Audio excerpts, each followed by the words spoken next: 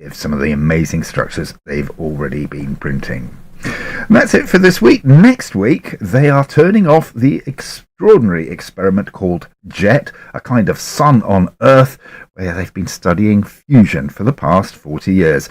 I'm hoping to be there for the last shot, so do join me, Ronan Pease, and producer Alice Lipscomb-Southwell for what should be a blazing edition of Science in Action from the BBC World Service. This is the BBC World Service, finding out how young voters in Taiwan feel about the rising tension with China. If China want to fight, I will fight back. You have to think, how can I keep Taiwan safe? They represent two sides of the debate, the nationalists keen for independence and the more moderate figure seeking stability and compromise with China. Taiwan's Balancing Act. Saturday at 12 GMT, or listen now wherever you get your podcasts. At bbcworldservice.com, The Inquiry. President Maduro of Venezuela is threatening to annex part of neighbouring Guyana.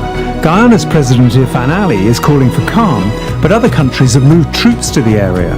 We're asking, is Venezuela about to invade its neighbour? This is the BBC World Service, the world's radio station.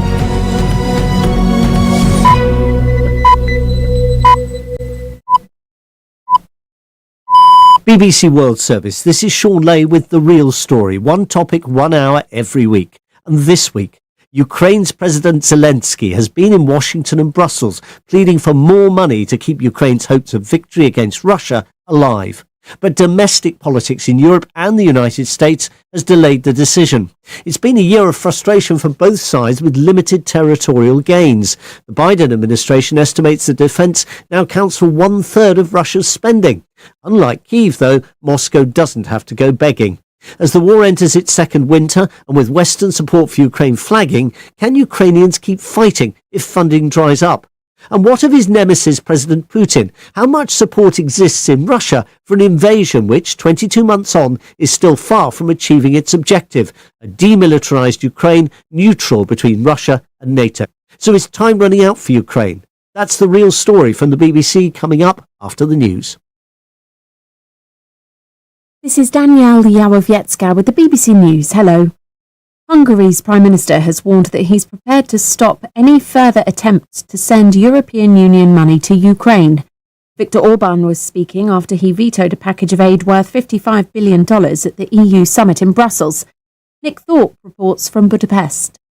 Viktor Orban has been telling EU leaders for months that Ukraine is not ready to join the bloc or even start accession talks. After failing to convince the 26 prime ministers, he briefly left the chamber to allow a unanimous vote. Late on Thursday night, however, he vetoed a €50 billion aid package to Ukraine spread over 3 years. This morning, he told Hungarian radio he would pull the handbrake again on support for Ukraine whenever necessary. Mr. Orban insists Ukraine cannot win the war and should seek peace negotiations with Russia. Alone of EU leaders, he maintains warm relations with Russia and met Vladimir Putin in October in Beijing. The US National Security Advisor Jake Sullivan says he believes Israel has the intent to avoid civilian casualties in Gaza, but Washington wants to see more results. He blamed Hamas for the casualty levels. Mr. Sullivan was speaking in Tel Aviv after meeting Israeli leaders on Thursday. He's now going to the West Bank to meet the Palestinian Authority President Mahmoud Abbas. He said efforts should now be on how Gaza would be governed in the future. The control of Gaza, the administration of Gaza, and the security of Gaza has to transition to the Palestinians. Now, the question of how that transition occurs, over what timetable, that is also something that we are having intensive discussions about. But the U.S. position on this is clear. We do not believe that it makes sense or is right for Israel to occupy Gaza, reoccupy Gaza over the long term. A missile launched from a rebel-controlled area of Yemen has hit a cargo ship in the Red Sea. The vessel is reported to be German-owned. The extent of the damage caused is not yet known, but the projectile is said to have caused a fire on the ship's deck. A wave of extreme cold weather is extending its grip across China, with temperatures expected to fall as low as -40 degrees Celsius in some northern areas. More details from our Asia-Pacific regional editor, Mickey Bristow. It's particularly cold across the whole of the country, from the north east right down to the southwest and across a massive swathe of central and southern areas where there's fear for winter crops, so they're being protected. So I think what's unusual about this particular cold snap, which is going to extend for the next week or 10 days or so, is that it's more widespread. It's extended beyond areas which traditionally you would expect cold weather in China. You're listening to the World News from the BBC. France is carrying out a search off the north coast for any more survivors from a boat that got into difficulties overnight while attempting to carry migrants to Britain. One person died and one is in a critical condition after 66 people were rescued from the wintry waters of the English Channel. The French Coast Guard found that one of the boat's buoyancy tubes had deflated. A UN report says the Taliban authorities in Afghanistan are putting women survivors of domestic abuse in prison, claiming it's for their own protection. The United Nations Assistance Mission there says the authorities have closed all 23 state-sponsored women's shelters because they see no need for them. The report says levels of gender-based violence against Afghan women and girls were high even before the Taliban retook control 2 years ago. But it says the economic and humanitarian hardships afflicting Afghanistan since then have made the problem worse. Supporters of the Russian dissident Alexei Navalny say they've been told he was transferred out of the penal colony where he was incarcerated, but his whereabouts are still unknown. Mr. Navalny's lawyers have had no contact with him for more than a week, and the US State Department has expressed deep concern for his well-being. The Netherlands is starting a trial in 2 cities to decriminalise the production and supply of cannabis. The consumption of cannabis has long been allowed in the Netherlands, but the sale of the drug remains illegal even though it's tolerated. Anna Holligan reports from The Hague. In the pilot experiment, 3 cannabis farms are growing weed that will be sold legally to a small number of coffee shops. Each batch will have a QR code so the product can be track and traced. The aim is to increase transparency, limit the criminal supply lines, and try to ensure a high quality and much safer type of cannabis for consumers. And that's the latest BBC World News.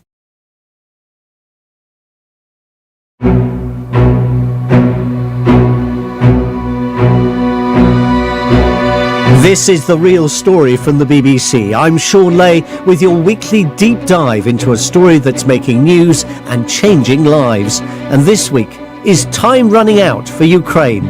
As the winter draws in, it's a critical moment in the war against Russia. After promising to stand with Kyiv for as long as needed, the US and the EU are now struggling to agree on new funds for the war effort. If the money dries up, President Zelensky says the consequences would be dire for Ukraine. Putin must lose. Ukrainians haven't given up and won't give up. We know what to do, and you can count on Ukraine, and we hope just as much to be able to count on you. Despite his plea delivered in person in Washington, a multi-million-dollar US defense package is embroiled in partisan domestic strife. Petty, partisan, angry politics can't get in the way of our responsibility as a leading nation in the world. The entire world is watching. What will the United States do? And think if we don't support Ukraine, what's the rest of the world going to do? And Ukraine's much vaunted battleground counteroffensive has stalled, with President Zelensky facing criticism in his own backyard.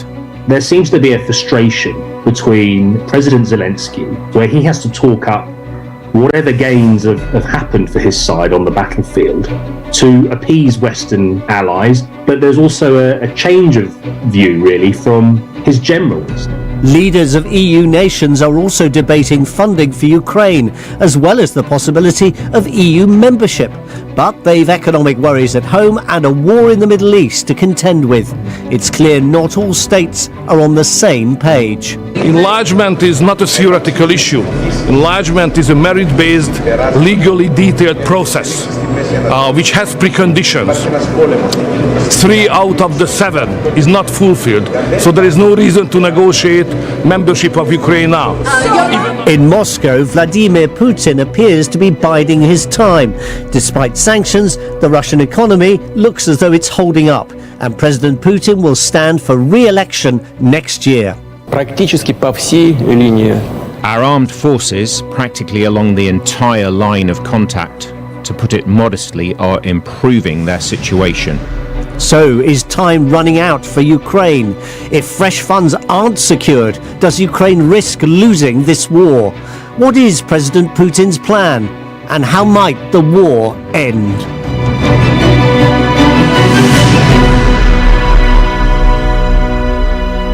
Those are the questions we aim to answer with our Real Story panel for this edition, along with perhaps the most important question of the week: will America provide more money? And if it doesn't, can Ukraine keep fighting without it? Let's meet our panel. In Washington, D.C. is Samuel Cherup, a senior political scientist at the RAND Corporation, an American not-for-profit think tank where he specializes in the foreign policy of Russia and of other former Soviet states. He served in President Barack Obama's administration as senior advisor for arms control and international security at the State Department. Samuel, if you had to call it, who do you think has the upper hand on the battlefield at the moment, Russia or Ukraine? At the strategic level, I would say that neither has the upper hand because we've seen, to a significant extent, stasis, some movement here, some movement there on the tactical level over the last 12 months, but strategically there have not been dramatic shifts on the front. Today, I would say that there are areas where Ukraine has tactical advantage, and there are other areas where Russia has tactical advantage, but neither of them, I think, reaches either the operational or the strategic level. Okay, Yulia Osmolovska, a former Ukrainian diplomat, now heads the Globsec think tank in Kyiv, which works to strengthen security, an area she focused on during her 15 years with the Ministry of Foreign Affairs, and she joins us from the Ukrainian capital. Yulia, if you had to call it, who do you think has the upper hand? The short answer is the same, neither, but actually I think that it's not a correct question to put to us, because it's much easier to answer more quantitative question like who is leading in the polls, Labour Party or Conservative Party for next elections, rather than try to assess the war, the sides of the war, which is more of a quantitative parameter. Right, and we'll talk quantitative during the course of the next hour or so. And finally, Gustav Gressel, who is a senior policy fellow with the Wider Europe programme at the European Council on Foreign Relations, a pan-European think tank. Russia, Eastern Europe and defence policy is central to his work. Before his academic career, he served for 5 years in the Austrian armed forces, and Gustav is based in the German capital, Berlin, from where he joins us. Gustav Gressel, if you had to call it, who do you think has the upper hand, Russia or Ukraine? Well, for now, Russia. They're attacking on almost the entire front. That doesn't mean they achieve much of a result, but they have the initiative and they dictate the pace of the fighting.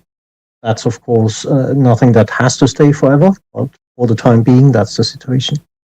Right. Now, in September, here on The Real Story, we examined Ukraine's counter-offensive on which many had pinned their hopes. 3 months on, it's clear that the breakthrough some had predicted has not come. Since the summer, the front line has been shifted very little. They have, though, denied Russia any advantage. Moscow is in control of about 20% of Ukrainian territory, the same as it was a year ago. As we move into the winter, Russia has expanded missile strikes to the highest levels seen this year. Russia has one important advantage. It can afford to wait. Despite extensive sanctions and the loss of Western customers for Russian oil, overall the economy is resilient. Ukraine, though, is dependent on handouts, and they're slow in coming. Samuel Cherup in Washington. President Zelensky has been there this week asking for support. We're going to talk in a bit more detail later about US funding. But tell us briefly first, if US financial aid doesn't come through, do you think Ukraine can sustain itself on the battlefield? Financial assistance is really, you can think of it in two buckets. There's the direct budgetary assistance, i.e., the money that goes to cover Ukraine's deficit and goes to pay soldiers, teachers, doctors, etc., keep the functioning of the state. And then there's the military assistance in hardware, training, intelligence, etc. In the short term, the biggest impact would be felt on the financial assistance because, that's a hole that will emerge immediately in January of next year. On the military side, I don't think we're going to see a rapid collapse in the next, 3-6 months because we've seen no sign of that so far, and the defense has the advantage in this war, has had up to now for sure. So the prospect of a hugely successful Russian offensive in the short term seems unlikely. But if this goes on for more than that, I think then the Ukrainian military could be in trouble in terms of ammunition and upkeep of systems and so on. Gustav Russell, in Berlin, you obviously have a military background during your time in the Austrian armed forces. You also focus very much on military and security questions. Is it fair to describe Ukraine's counteroffensive as a failure?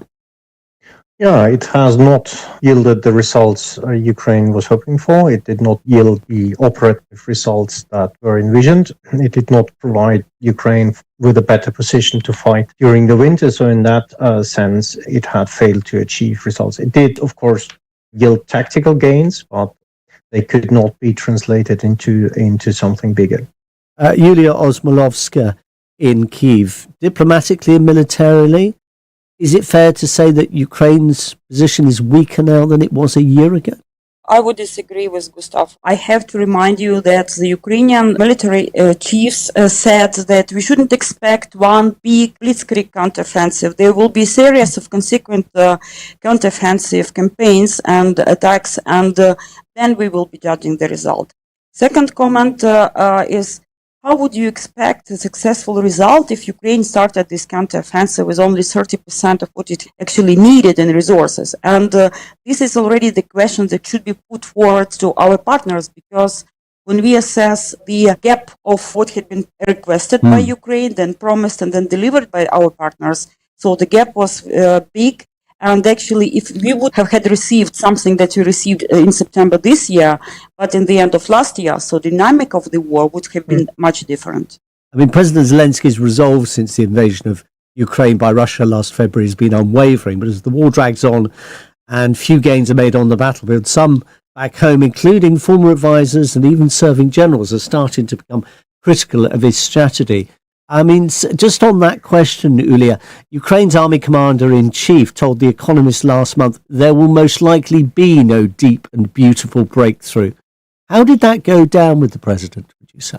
It is a confusion of interpretation, because what General Zaluzny meant, actually, he assessed the situation from the military point of view, and Zelensky assessed the situation comprehensively as the president of the country. So I wouldn't mix this all together, and I don't see that there is a room for actually interpreting this as a dispute among the military and the political leadership. And the recent comments of our president at the press conference with the US President Joseph Biden just proved that we are determined to go ahead, and there is a strategic plan for 2024, which Zelensky actually said about the war, but he was not obviously to reveal the details about this. Sam Cherub in Washington, we've had the mayor of Kyiv, Vitaly Klitschko, saying that President Zelensky's rule is becoming increasingly autocratic.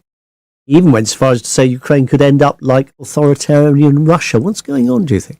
Well, I mean, there are a couple of things. There is the reality of a country that's been under martial law for 2 years, where there is military censorship and sort of, by definition, a narrowing of the space of political discourse, which is completely understandable in the context of the Russian invasion.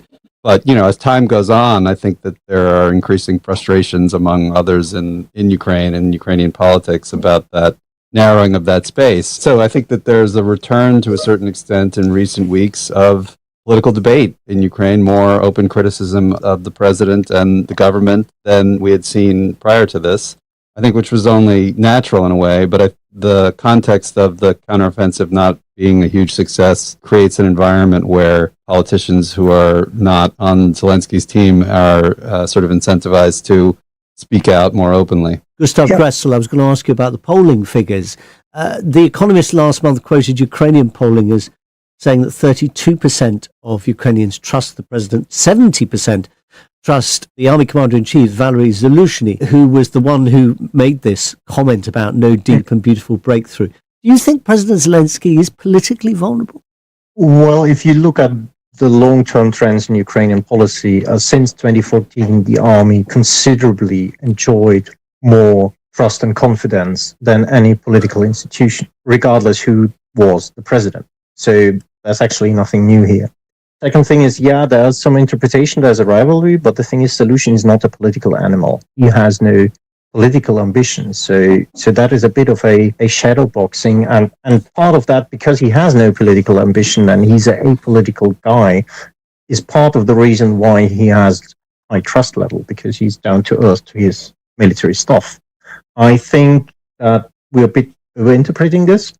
On Zelensky, his ratings go up and down, and Ukraine still, despite the war, despite, of course, the media marathon, etc., it is still a country that widely debates its political leaders and politics. So it's also not very unusual that the ratings go down once success is not so much there. On the other hand, there is a wide consensus in Ukraine, for example, that you can't organize elections during the war itself.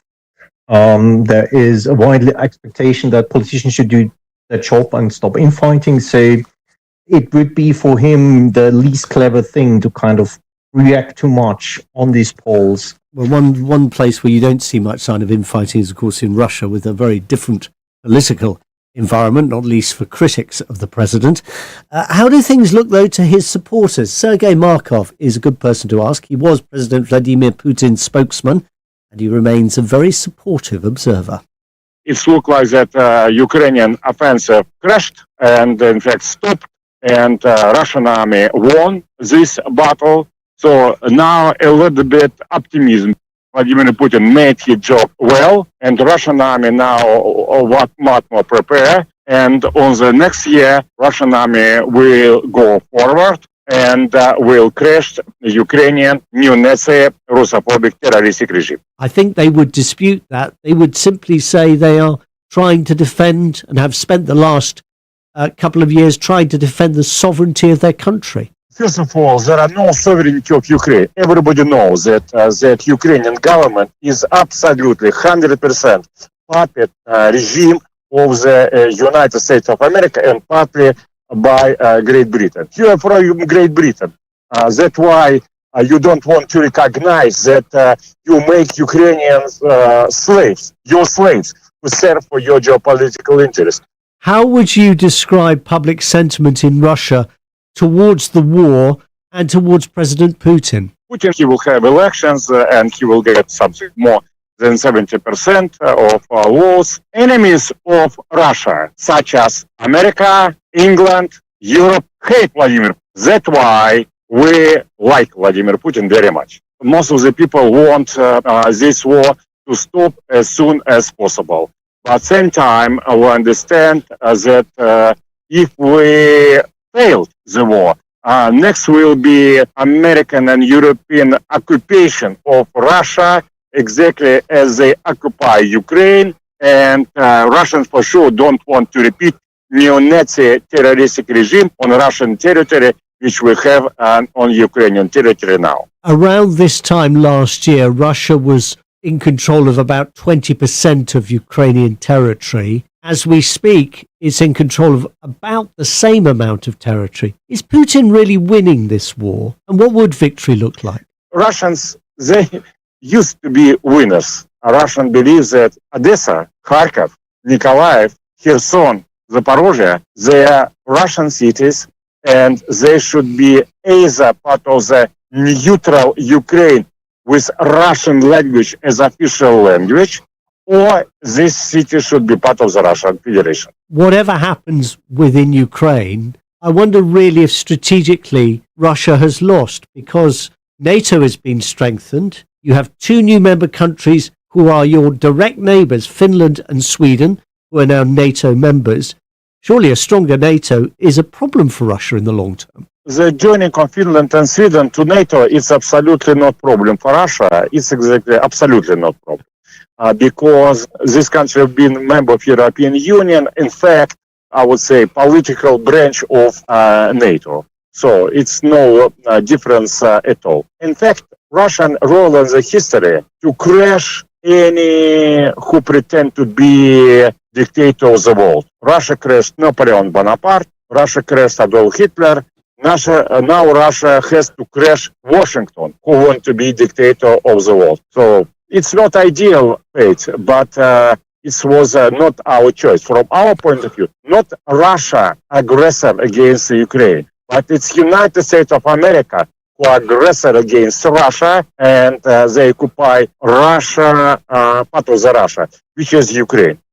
Sergei Markov, of course, I should clarify that Finland is indeed an immediate neighbour and Sweden is the next country over. Gustav Gressel, on that question of the NATO enlargement, what do you make of Sergei Markov's suggestion that Russia isn't bothered by these two new members of NATO? Well, taking Sergei Markov seriously is a tall order. Well, of course, it is something that annoys them, but they wouldn't admit. On the other hand, Putin lined out his long-term aim to, as Markov stated, to crush and destroy the Western-led international order. And the war in Ukraine, the Russian aggression against Ukraine and incorporating Ukraine into a greater Russian empire is a precondition to achieve that, to reinstate Russia as a great power and then to move on from there. In that sense, yes, of course, we can congratulate ourselves to Sweden and Finland, but on the other hand, the big problem that is posed by a revisionist Russia is far from solved, and it's not solved just by having new NATO members. The war in Ukraine is a pivotal moment for European security, and the West is not exactly in its best shape on that. Sam Cherup in Washington, President Putin was claiming in a business forum he spoke to in Moscow last week, the gross domestic product is going to grow in Russia 3.5% in the coming year, bouncing back from a 2% contraction in the year of the invasion. Given sanctions and the collapse of demand for Russian oil and gas in Europe, do you find those figures credible? Because I see, for example, according to the FT on Thursday, the US Treasury is certainly casting doubt on them. Well, I think we can quibble around the edges, but it's clear that there hasn't been an economic implosion along the lines of what might have been expected given the severity of the sanctions that have been imposed. So it's fair to say that the Russian economy has been relatively resilient in the short and perhaps medium term. Long term, obviously, there are going to be serious structural constraints on Russian growth stemming from the sanctions and the relative isolation of the Russian economy from the EU and the US. These are certainly going to hurt, particularly over the long term. Yulia Osmolovska in Kyiv, how much support do you think there is among Russian people currently for the war effort? Obviously, in public, it's all bells and whistles and cheers for the troops and for the Putin leadership. But given the high number of Russian casualties they've been sustaining on the battlefield. First, we don't expect a lot of public discontent and revolt when it comes to family members and relatives of those who been killed in Ukraine because of this unjust war, because of the hugely totalitarian regime that had been established in Russia right now. And people are not actually showing this dislike to what's happening because they're frightened. They're frightened to speak. And if you quote this propaganda puppet like Sergei Markov, so I even don't bother to comment his insane propaganda stuff. But very interesting element of the Russian society emerging, and I would like to point you to that. It is about those guys who are coming back to Russia from this war in Ukraine, being severely injured, lost their limbs, in expectations of some economic rewards for that, with severe complex post-traumatic stress disorder, which is actually had been in ignorance in Soviet Union and in Russia right now, like a denial that the Soviet and Russian soldier won't have this kind of problem. We assess right now, given the recent figures that President of Russia provided, like 600,000 of his soldiers is in Ukraine now. So those who are staying on the front line over 6 months, participating in combat actions, already developing complex post-traumatic stress. Around 80% of them, because of active combat actions of conventional war, already have traumatic brain. I get your point about the numbers. Where is this kind of, for example, 80% are suffering from these? I mean, is that coming from human rights groups, from international agencies? No, this actually, we made our assessment when we are looking at this post-traumatic stress when it comes to the war in Ukraine and the implications this might have on both Ukrainian soldiers and Russian soldiers. Fine. So your think tank has extrapolated from previous wars Yes, and tried to apply. exactly. I understand. Just to be clear for the audience, well, thank you very much. We're going to have to pause the discussion at this point in any case, but when we return, we'll examine why Brussels and Washington have become divided over continuing to fund a war they once seemed determined to prosecute to the very end. That's with our panel, Samuel Cherup, a senior political scientist at the Rand Corporation in Washington, D.C., Yulia Osmolovska, who is a former Ukrainian diplomat who now heads the Globsec think tank in Kyiv, and Gustav Gressel, senior policy fellow with the European Council on Foreign Relations, who is based in Berlin. They'll all be back here with me after the news when The Real Story continues. This is the BBC World Service, where Stories from the New Silk Road continues. For episode 2, we're in the land of fire and ice, where the people have been harnessing geothermal energy since the age of the Vikings. Today, the technology behind geothermal power generation is one of Iceland's most successful exports to China. China is, in my mind, much more advanced than, for example, most countries in Europe. This, along with a free trade agreement and a joint Arctic scientific research facility, means Iceland and China have developed a close relationship. But who is set to benefit most? I can't quite get through the feeling of unease a little bit. What will follow? Some people have reservations. We shouldn't be afraid of collaboration. Stories from the New Silk Road, Iceland. Tuesday at 9:30 and 20 GMT. Or listen now wherever you get your podcasts. Coming up on The Real Story in the next half hour, it's 22 months since Russia invaded Ukraine. This summer, Ukraine began its counter-offensive. It enters a second winter with limited gains to show for it. And even the most senior Ukrainian general says there will be no deep and beautiful breakthrough. President Zelensky has been in Brussels and Washington pleading for more money to sustain the war. With Western support flagging, is time running out for Ukraine? That's after a summary of the news. BBC News with Danielle Jałowiecka. Hungary's Prime Minister has warned that he's prepared to stop any further attempts to send European Union money to Ukraine. Viktor Orban was speaking after he vetoed a package of aid worth $55 billion at the EU summit in Brussels. The US National Security Advisor Jake Sullivan has said Washington wants Israel to do more to limit civilian casualties in Gaza. Mr. Sullivan is due to meet Palestinian Authority leaders to discuss stability in the occupied West Bank and the future governance of Gaza. A missile launched from an area of Yemen controlled by Houthi rebels has hit a cargo ship in the Red Sea. The Iran-backed Houthis have said they'll target any vessels travelling to Israel. There are reports of heavy fighting in Sudan's Al Jazeera state, south of the capital Khartoum. The area is home to hundreds of thousands of civilians already displaced by the war. A wave of extreme cold weather is extending its grip across China, with temperatures expected to fall as low as minus 40 degrees Celsius in some areas. The weather was blamed for an accident on Beijing's subway. A UN report says the Taliban government in Afghanistan is putting women survivors of domestic abuse in prison, claiming it's for their own protection. It says all state-sponsored women's shelters have been closed. Vandals have attacked a Jewish seasonal candle display in the Polish city of Wrocław. CCTV footage shows 5 masked people climbing onto the Hanukkah menorah and setting an Israeli flag on fire. It comes just days after a far-right Polish MP put out the candles on a menorah in the Polish parliament using a fire extinguisher. The Dutch authorities are starting a trial to decriminalise the production and supply of cannabis. The experiment will start in 2 cities. Consumption of the drug has long been allowed, but its sale remains illegal. BBC News. You're listening to The Real Story from the BBC World Service with me, Sean Lay. This week, we're asking whether... Hi guys, this is your friend Uruj from Sendwave. Sendwave is a money transfer app that is used by people all over the world to send money to their loved ones in Africa. With Sendwave, you can send money to Ghana, Nigeria, Kenya, Uganda and Tanzania. And the best part is, Sendwave is absolutely commission-free. Our exchange rates are excellent. You can see for yourself by checking them out on our website. So how do you use Sendwave? Sendwave is an app that you can download onto your phone from the App Store or Google Play Store. The app is free to download. After downloading it, just open the app and enter your name, email and phone number. That's it. You're good to go. Make sure you use the promo code SR. S for Star, R for Radio. This promo code will give you £5 free credit to send to Africa on your first transaction. Your money will be delivered to your recipient within seconds. Feel free to call me on 0749 7377 647 at any time. I'll be happy to tell you all about SendWave and help you in any way I can. Remember to use the promo code SR for £5 free credit. Medasse.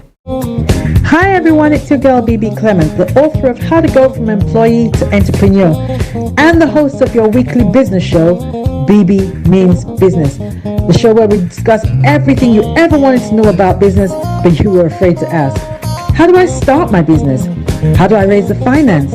How do I grow my business? Where am I going to find my customers? Join me every Tuesday at 1:30 p.m. on Starr Radio UK to get all the information and tips that you need to become a successful entrepreneur and become financially free. Remember, don't let life dictate to you. Rather, put your signature on life.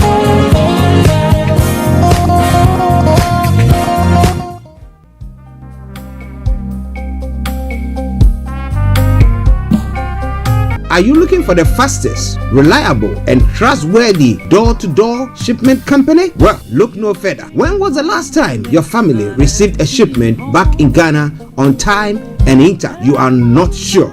Well, Lamb Shippers, we pride ourselves with being the fastest, reliable, and trustworthy shippers you can use. You are assured of a prompt pickup anywhere in the UK by our personnel. They also make sure your items are well packaged to get to its destination in time. When it comes to door-to-door shipment, look no further. Well, Lamb Shippers, contact us on 07939009321 or 07498911820. Or you can visit our website www.welllamp.co.uk. You can also drop us a mail, info@welllamp@gmail.com. Well Lamp Shippers, fast, reliable, and trustworthy.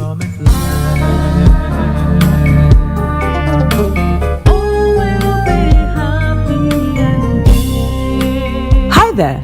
Are you dreaming of owning your own house in Ghana? Then you will need a well-documented piece of land that is free from troubles. I highly recommend My Africa Property for any size of land that you will need. With My Africa Property, lands are available in Prom, Sopoli, Tohenia, Ogome, Dodova, Winneba, and many other locations at affordable prices. These locations are about an hour away from the airport, only 35 minutes from the motorway, 10 minutes drive from Central University College, 10 minutes drive to the beach, and close to Prom Senior High School and Ghana Men's Soccer Center of Excellence. For more details, visit our website www.myafricaproperty.com or call our UK office on 0208 123 2523. For our US and Canada offices, call us on +1 585 184 994145.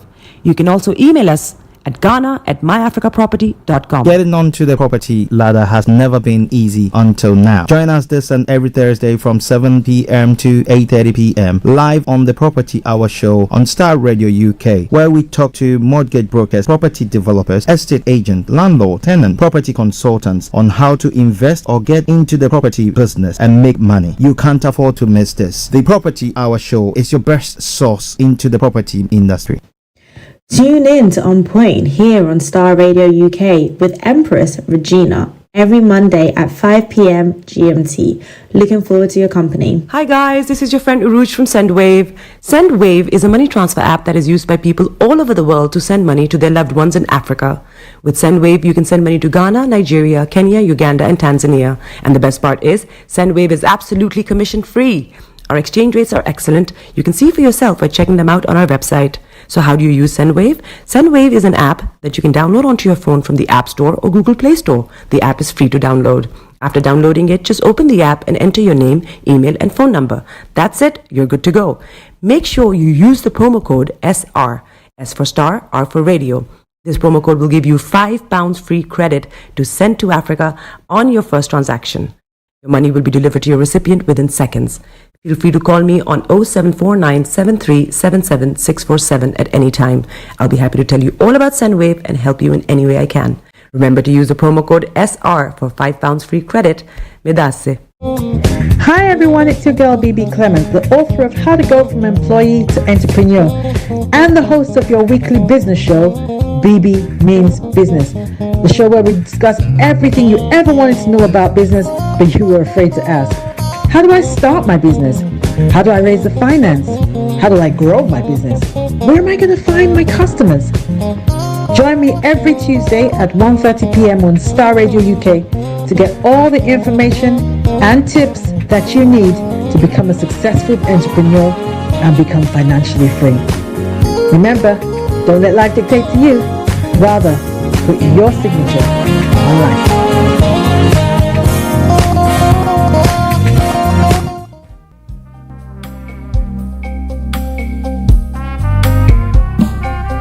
Are you looking for the fastest, reliable, and trustworthy door-to-door shipment company? Well, look no further. When was the last time your family received a shipment back in Ghana on time and in time? You are not sure? Well, Lamb Shippers, we pride ourselves with being the fastest, reliable, and trustworthy shippers you can use. You are assured of a prompt pickup anywhere in the UK by our personnel. They also make sure your items are well packaged to get to its destination in time. When it comes to door-to-door shipment, look no further. Well, Lamb Shippers, contact us on 07939009321 or 07498911820. Or you can visit our website www.welllamp.co.uk. You can also drop us a mail, info@welllamp@gmail.com. Well Lamp Shippers, fast, reliable, and trustworthy.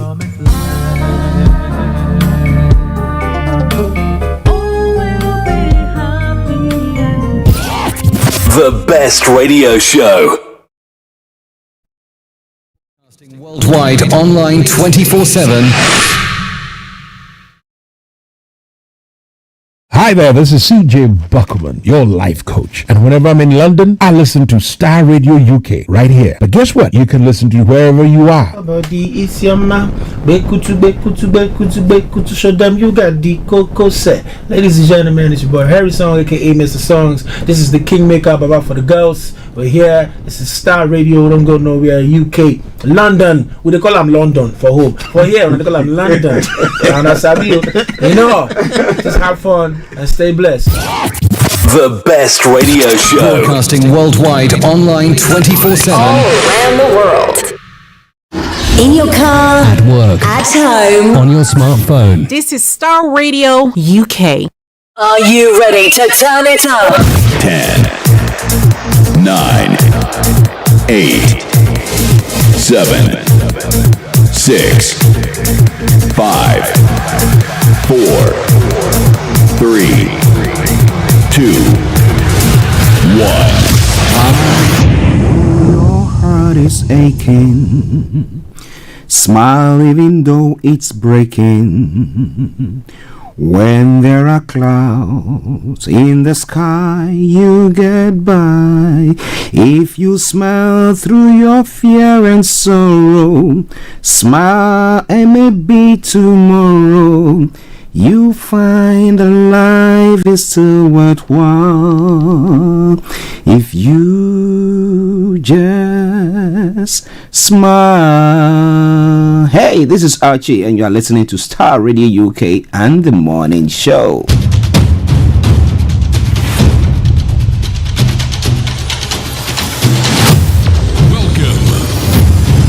This is Starr Radio. This is UK. Starr Radio UK. This is Starr Radio UK.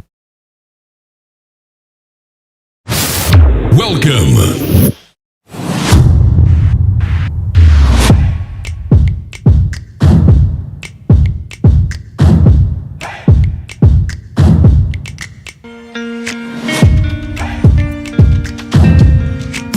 Broadcasting worldwide, online 24/7. Enlighten your day with Starr Radio. You make a doubt they fade, Jesus, and that's what makes you great. You hold the world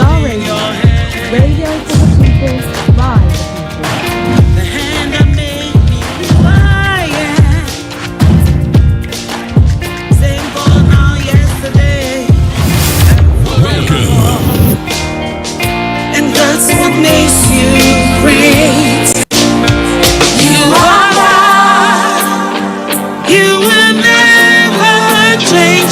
You remain the same to the end. To the end. You are God. One who took my pain, took away my shame. Lord, you reign. That's why forever call you great. Okay, let me say massive good morning, good afternoon, good evening, good dawn to you wherever you might be on planet Earth and those of you on other planets as well. We want to salute each and every one of you and welcome you to the Friday edition of the morning show. Today is the 15th day of December, the year 2023. So 10 days more for the Christmas and how many days more for the New Year as well. But whatever it is, be thankful to God or to whoever you trust in for keeping you and for sustaining you. But I want to thank God for sustaining me, for granting me the grace. It's not because I am so righteous that when they throw Jesus from heaven or God from heaven, I'll be the first person to catch him, or Allah from heaven, I'll be the best person. No. It's just because of the grace of God. Because there are people who were even better off than me, who did all the right things, who were even last night fasting and do all sorts. However, where are they? So when you wake up in the morning and you find yourself still alive, well and kicking and counted among the living, there's a cause to give thanks to the Almighty God. And if I want to say thank you, God, for every one of my wonderful listeners who have tuned in this morning to listen to us as well. And we pray as we ask, and we ask God, may Nigeria not happen to any one of you. Okay, so let me say good morning to my team this morning, Mr. Olayomi, Koiki, Mr. Dan Chabiri, and Mr. Francis Guy, my able producer. Massive good morning to you all. Bishop Adesina, good morning. Anthony Adeliji, good morning. Aziz, good morning. Also, good morning to Olakunle. Yes, Rachel, good morning. My bishop himself, Bishop Adesina, all the way in Lagos, Nigeria, and all your colleagues at the RBS office at that place in Lagos. I salute each and every one of you and say welcome to the program. And those of you who are on the sister platforms watching and listening to us, I know, as I say it all the time, it costs you an arm and a leg, especially those of you on the African continent listening to us daily. May God richly reward you and thank you very much. We appreciate that. I wish I could get close to you and give you all a hug because I really, really appreciate what you do for us. Hold the world in your hands. My brother Felix, all the way in Aberdeen, massive good morning to you. Konjodi, yes, it was nice chatting with you yesterday. I hope you are doing very well in the family. My regards to them. Same for now, yesterday. Mrs. Evelyn Tabiri, yeah, and the girls, good morning to you. I know you are busy. Wherever you are listening to us from, once again, I say welcome to the program. This is Starr Radio UK. This is the Friday edition of the morning show, and I remain yours sincerely, the one and only. This is the morning show with Archie. You are God. Let's kick off. Yes, the quote for the day is going to come in your way, then the travel updates, and then we'll move on from there to have a look at some of the stories making the rounds across the globe. It's known as Global Trotting. At 11 o'clock, we have Mr. Olayomi Koiki joining in to bring you updates from Nigeria, where we've got a lengthy one for you this morning. Some stories that have been put across, and then we'll move on from there and then look at other stories making the rounds. At 12 o'clock, the lines are open for you to add your voice to the discussions. At 12:30, we will take you to Kent, where our money man is, to bring you the money hour. So in Nigeria, that's what's going to happen this morning. But wherever you are, don't touch the dial.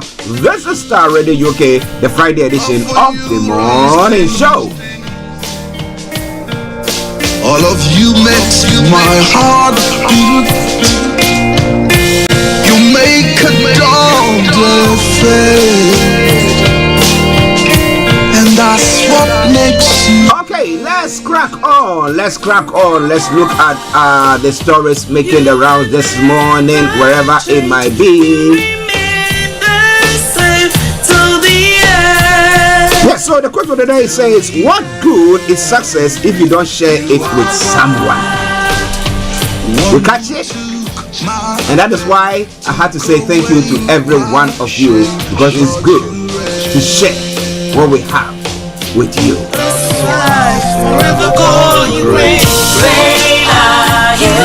So once again, welcome as I just say.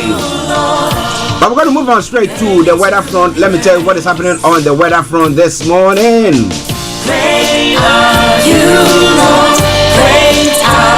And then straight on, move on to the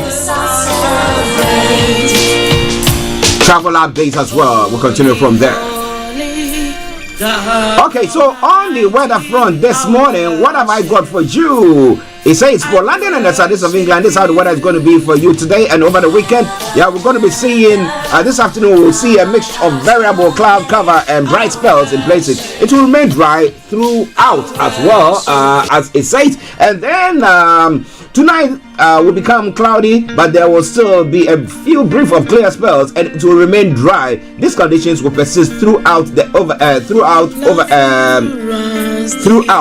the overnight period. Now, gentle westerly winds expected as well. The top temperature is going to be 9 degrees. The lowest is going to be 5 degrees. Pollen level is going to be pollution. It's going to be low. UV level low. Sunset 15:51 and sunrise for tomorrow morning 07:59 hours.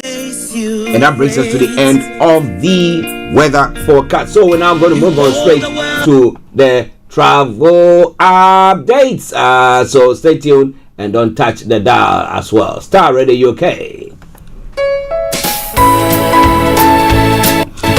Keep your eyes on the roads. Keep your eyes on the roads. Also keeping updated. Our promise, our bond.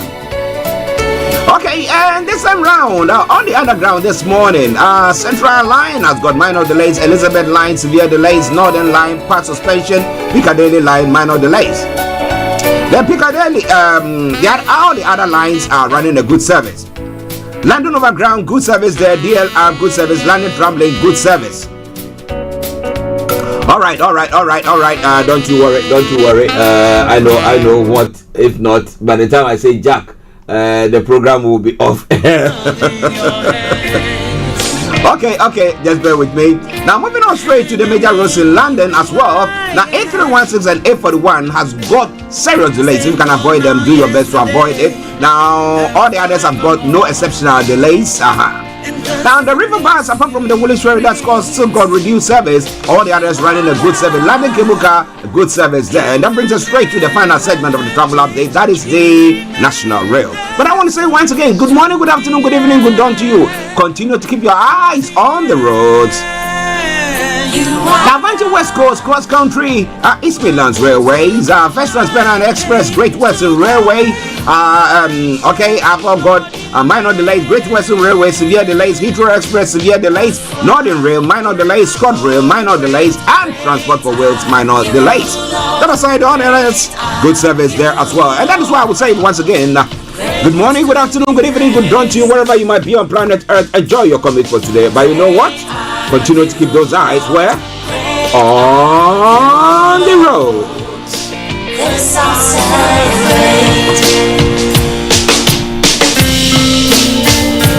Love for you runs deep. Are you looking for the fastest, reliable, and trustworthy door-to-door shipment company? Well, look no further. When was the last time your family received a shipment back in Ghana on time and in time? You are not sure? Well, Lamb Shippers, we pride ourselves with being the fastest, reliable, and trustworthy shippers you can use. You are assured of a prompt pickup anywhere in the UK by our personnel. They also make sure your items are well packaged to get to its destination in time. When it comes to door-to-door shipment, look no further. Well, Lamb Shippers, contact us on 07939009321 or 07498911820. Or you can visit our website www.welllamp.co.uk. You can also drop us a mail, info@welllamp@gmail.com. Well Lamp Shippers, fast, reliable, and trustworthy. Everywhere you go, Afrobeat reggae dance all taking over. Everywhere you go, Afrobeat reggae dance all taking over. Yo, what's up, people? This is a boy Raskin Bobo One. Tune in every day, every night at the Starr Radio UK with the big man them Archie. When I say Orta, you say fire. Well, listeners, it is Starr Radio UK. As we did say earlier on the day that was yesterday, that today is the day that there will be the Supreme Court hearing of Nnamdi Kanu's case. Well, let me say good morning to Simon Ekpa and all the Biafrans there as well, and to Chief Dr. Sunday Igboho, all the way in Germany, the family, and all the ones supporting the quest for a Yoruba nation. And for Nigerians as a whole, I salute each and every one of you. But, the breaking news that has come true says that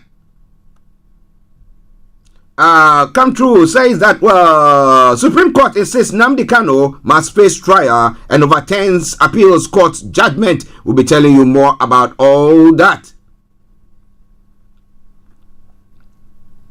Okay. We'll be telling you more about all that in a moment.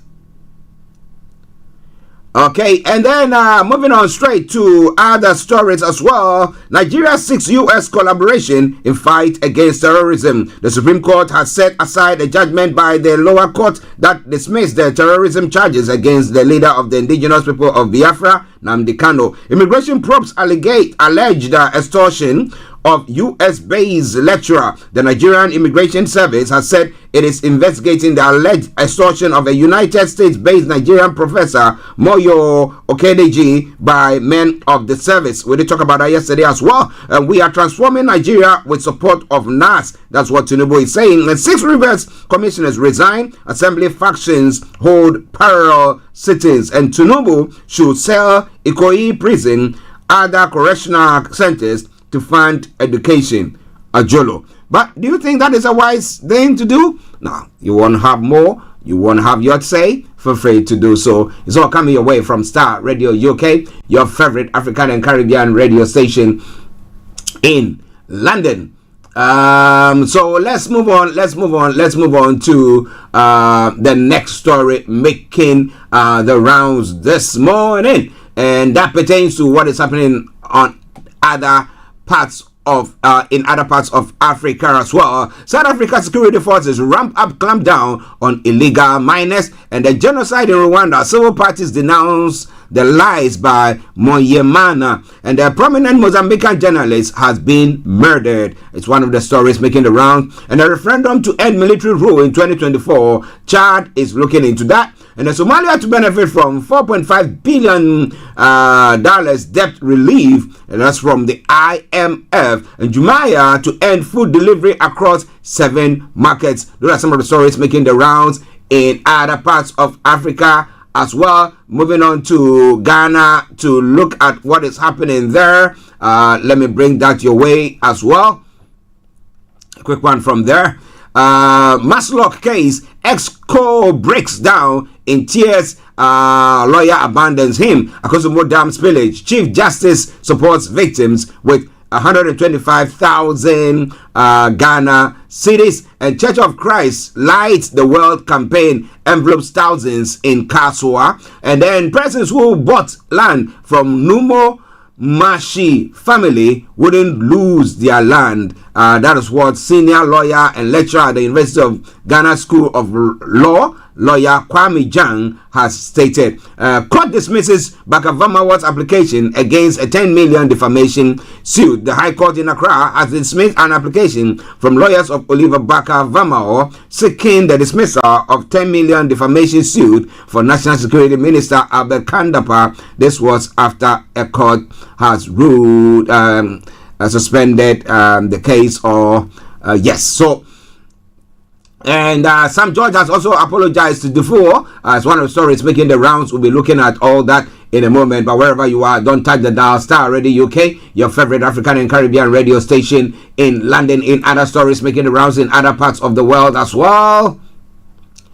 Hungary blocks 50 billion euros of EU funding for Ukraine. Now, Hungary blocks new funding just hours after a deal is struck on starting talks to admit Ukraine to the EU. And more than 100 break bones in Beijing subway crash. The impact of the collision, which occurred during heavy snowfall, caused some carriages to detach. And a British train has expected back in the UK in the next few days. The 17-year-old who vanished in 2017 is currently being looked after by French authorities. And then Israel jails hundreds of Palestinians without charge. It's one of the stories making the rounds by human rights group there as well. And looking at other stories, curb your enthusiasm. Show to end after 24 hours. HBO longest running comedy series starring Larry David will end next year. One of the stories.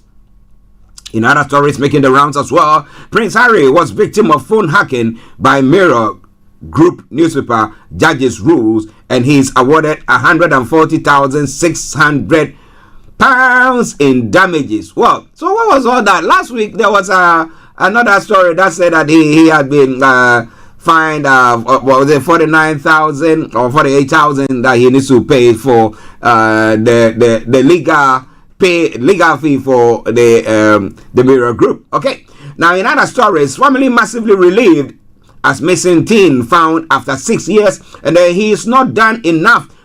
Brixton Crash families criticized Asake a year on from the tragedy. Victims' relatives saying they need answers and have had no contact with the singer.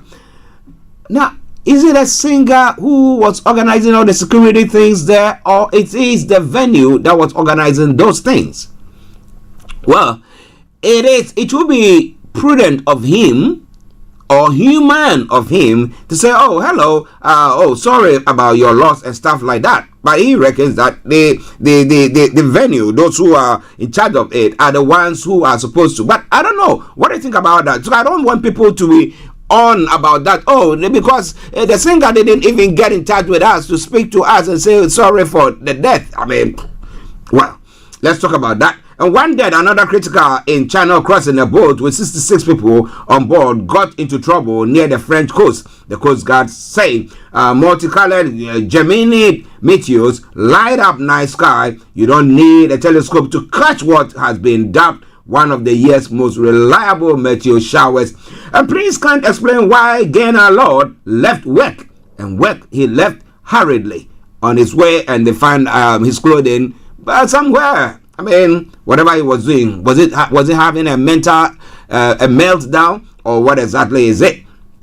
Parents of children whose deaths were linked to social media accuse the government of watering down new laws. Those are some of the stories making the rounds. This is Starr Radio UK. Let's take a music break, and once we come back, I'll be bringing you Mr. Olayomi Koiki.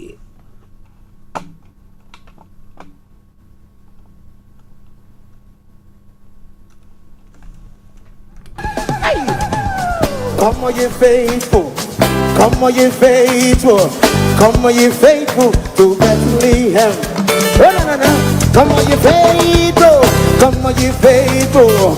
Come on, you faithful. Everybody, lift your voices. Come on, you faithful.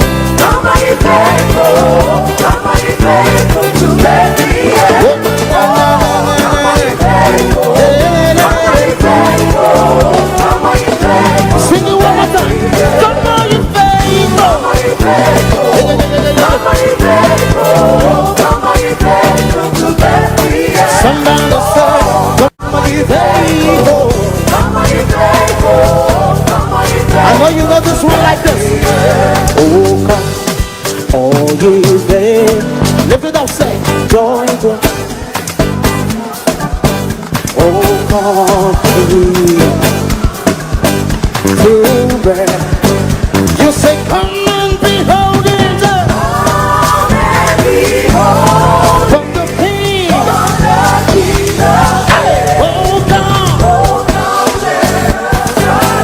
Somebody shout it. Sing it like you mean it.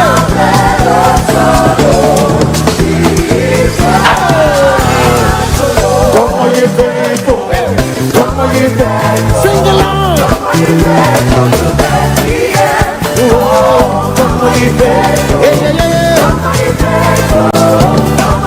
One more time. Say, come on, you faithful. Come on, you faithful. Come on, you faithful. Come on, you faithful. Come on, you faithful. Come on, you faithful. Take me up. Come on, you faithful. Come on, you faithful. Somebody shout. You know the song.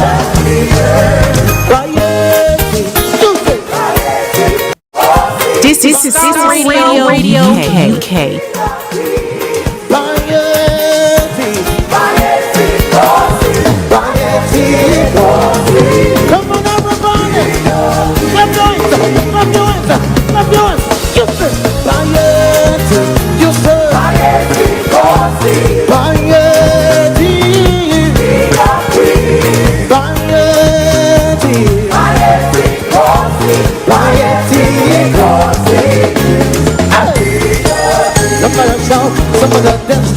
This is Starr Radio UK.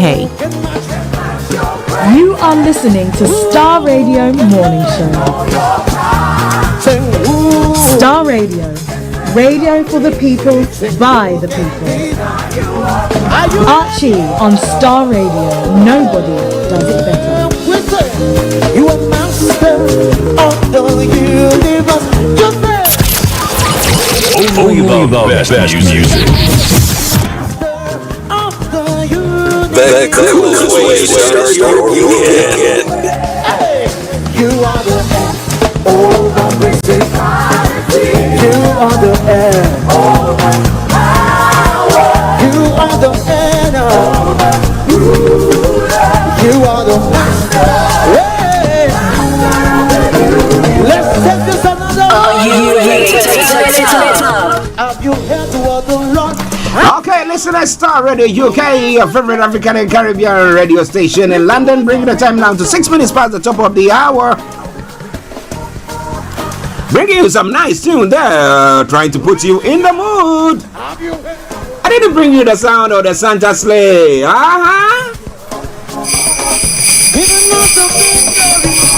They're trying to put you somewhere, somehow, into the Christmas mood, wherever you might be this morning.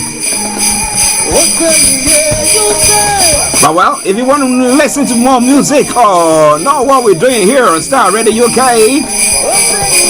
then you gotta get yourself ready because, well, from our North London studios, I've got my colleague and co-presenter, Mr. Olayomi Koiki, which is always live there as well.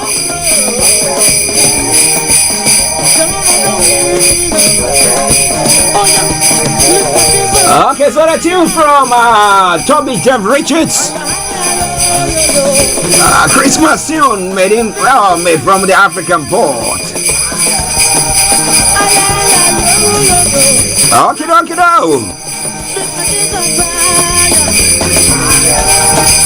Let's see whether we can hear Mr. Olayomi Koiki, since it seems like our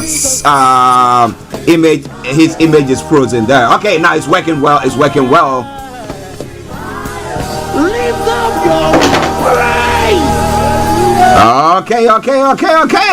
Good morning and welcome to the program. And let me say good morning to my colleague and co-presenter, Mr. Olayomi Koiki. Yomi, good morning. How are you? Well, a very good morning to you back in the studio, Mr. Archie. Good morning to our viewers, and good morning to Franca. Good morning to all our presenters, and welcome once again to the morning show. I'm doing very well. It's a bit cold weather outside as usual, but we're used to that now, I guess. Oh, of course. I remember one time I was having a chat with Felix. He is in Aberdeen, and Aberdeen is one of the coldest places. And I was complaining. I said, it's cold. He said, hey, you've been living here for all these ages. You should be used to that. Stop saying that. I said, okay, I hear you. So wherever you are listening to us from, whether it's hot, whether it's cold, that is the temperature you live in. Yeah? So enjoy it, whatever it is. All right, then.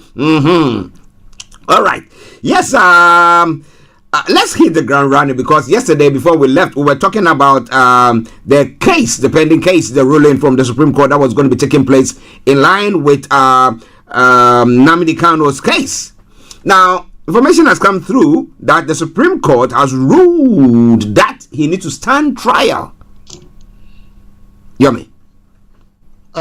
Let's pick, what is coming from Abuja is a very, interesting case that is going to now, seems that, the Supreme Court have literally ruled against, the judgment that we had previously, on Nnamdi Kanu's case.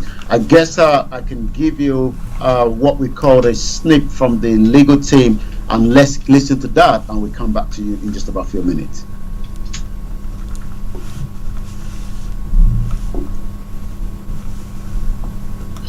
Have a whole lot of lawyers here. Bear with us while we're trying to get the sound out on that, on the legal team that spoke at the Supreme Court hearing this morning from Abuja.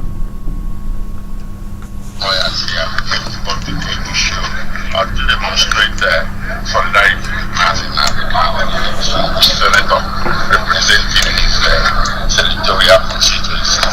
But you see, the ruling today was in part disappointing and in part satisfactory. I'd say it's a bit ambiguous.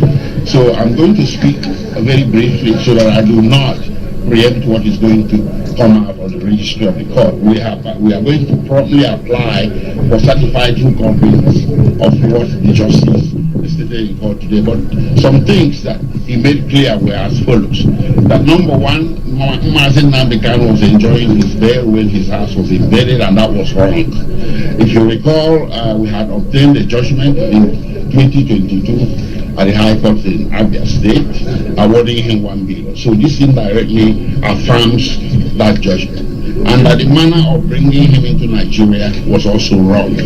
But despite all of that, the Supreme Court found cause to send this case back to the Federal High Court. And sending it back to the Federal High Court is actually called remission. And when they remit with the instructions.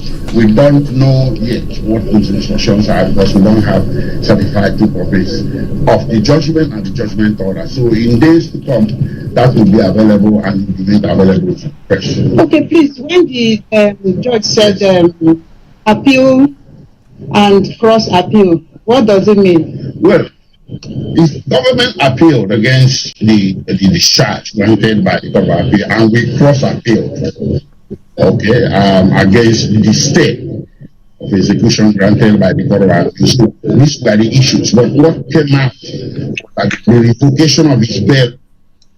Well, so this in fact created a basis to further seek his release, through some other means. So the judge is saying that the trial should continue.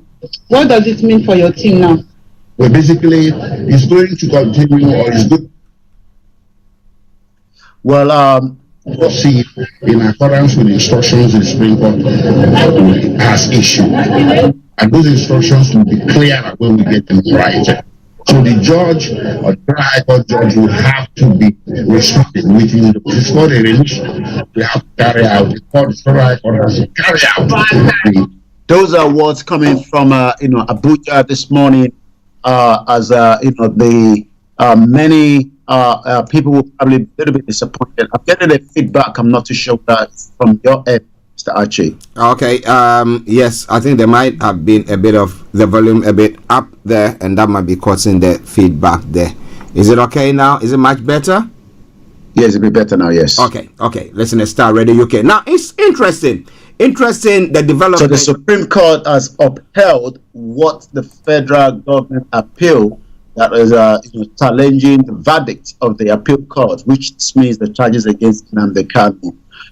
In upholding the government's appeal, the Supreme Court held that Nnamdi Kanu must now face trial at the Federal High Court. Supreme Court, in the judgment that was delivered by Justice Emmanuel Agim, but prepared by Justice Gabalawal, held that the Court of Appeal was actually wrong, to rule that Nnamdi Kanu could not be tried again based on the illegality perpetrated against him by the federal government following the invasion of his home in 2017, where almost 15 people were killed. He also went further that the court held that although the Nigerian government, of former President Muhammadu Buhari and the Vice President Yemi Osinbajo was reckless and unlawful, kidnapping and rendition in Nnamdi Kanu from Kenya, which was unlawful act, has not been divested any court from proceeding with the trial. Justice Lawal said that no Nigerian law was cited in the suit against Mazi Nnamdi Kanu's release on the ground of unlawful adoption from Kenya. And also, according to the court, at the moment, the remedy for such an action is for Nnamdi Kanu to file for a civil matter against the act instead of removing the powers of the court to continue with his trial. Remember that it was actually on a trial before he left Nigeria when the Python dance led into his house in 2017. I'm just taking us back for many that might probably understood where it starts. So Nnamdi Kanu had a previous court case, with the federal government, but it seems that that was quashed, but now the Supreme Court says Nnamdi Kanu must face trial, the charges, but he can also apply for a civil matter in how it was rendition and kidnapped back to Nigeria. Though Kanu was not presented in the court, I got that rumor yesterday that he's not really strong in terms of his health. We've been complaining of that for some time now. But this judgment that was delivered was in a very tight security and follow calls by the Ohanize and some others that continue to request the Nnamdi Kanu should be released. Well, listeners, it is Starr Radio UK. It is your favorite African and Caribbean radio station in London, and that is development coming from Abuja this morning pertaining to Nnamdi Kanu's case. Now, the question again is, well, somebody will say, is what they are doing looks like the end justifies the means. So, not necessarily whatever he did, how they managed to, rendition him to the country, that doesn't matter at all. They're not looking at that. Though they say it was a reckless move by the then government of Buhari. However, the case has to go on. But we're not going to be specific to say, look, he has to be tried. Well, that's what the lawyer was saying, that they've not got those details yet. So we'll be following very, very closely. But has Simon Ekpa and the IPOB leadership said anything so far? Well, let me see if I can pick up anything. I know that as of today, the Southeast is on a total lockdown, and that will be till the 19th of the month, which means that the government in exile of the Biafra, Mazi Simon Ekpa, has literally given that order last week, as we've been following that. But in terms of these, latest development, I will be able to tell you what I can say, that is coming from their end in the last few hours on his X page, which is where we pick up a lot. Well, he also went further to say that, I'm just reading that just 34 minutes ago, the criminal and the treacherous Ejiofor has done it again. It can never go unpunished. They have concluded to reverse the judgment. But again, just previous to 2 hours before that, the Biafra lockdown begins with the compliance, which is going to be the 15th, the 18th, and the 19th. And that is also, with a lot of, evidence, shops and businesses, just as again, lockdown, as many senators, remember last week, continue to complain that, the e-commerce in the Southeast is badly now being affected with the lockdown directive from the government in exile, Simon Ekpa, from his base in Finland. Well, listeners, it's Starr Radio UK. We're still bringing you the developments and latest development from Abuja pertaining to Nnamdi Kanu's case. Now, let's look at the impact of the stay at home or the lockdown, as we put it that way. That's going to last the 19th of December. Now, we know that the state economy itself is being affected. But individuals, how are they taking that? Because if I have to go and sell my pepper or my akara in the market to make ends meet, to be able to fend for my family, and then you say we should stay at home, therefore I will not be able to do anything. So it's impacting my own personal economy. So if it will get to a point where I think that it's impacting me so much that I might end up not supporting that quest. So how are the people on the ground feeling so far about this lockdown, especially when the federal government seem to be fighting tool and head, making sure that, well, they are not going to let Nnamdi Kanu out just like that? Well, you're quite right. Many might not really, be pleased, with this kind of development where the Southeast becomes, a no-trade business environment, especially on a Monday, and also, few days like these when, court case of Nnamdi Kanu is coming on air. But the argument from the government and exile of the Biafran is that, as long as the Nnamdi Kanu case, is not being looked into properly, then there would always be this civil disobedience. We cannot sit here and say that almost everyone agrees with it, for the lockdown in the Southeast on a Monday, but also it seems that is the only way, to show their grievances, and that is literally generating, a lot of conversation. You can just go straight and see what the FCDO has been saying in terms of traveling to Nigeria. It talks about traveling to Nigeria and also avoiding that particular part of the region. Remember that last week the British High Commissioner actually stated that 21 states in Nigeria should not be visited, in the country. Well, even though Lagos was not mentioned, but we're going to talk about, the Professor Moyo Okedeji, which there's now been some development. He was traveling not to Southeast, he was coming in from another region, into Nigeria from Benin Republic. So the whole case of the Biafrans is now, would this government allow a fair trial, even if this trial judgment continue? I mean, nobody wants, unexpected, unjustified trial. But if a trial is meant to go ahead, would it be fair? Would there be no intervention from the federal government? That is the question. Remember now that Nnamdi Kanu has literally spent about 3 years, would that be factored into it?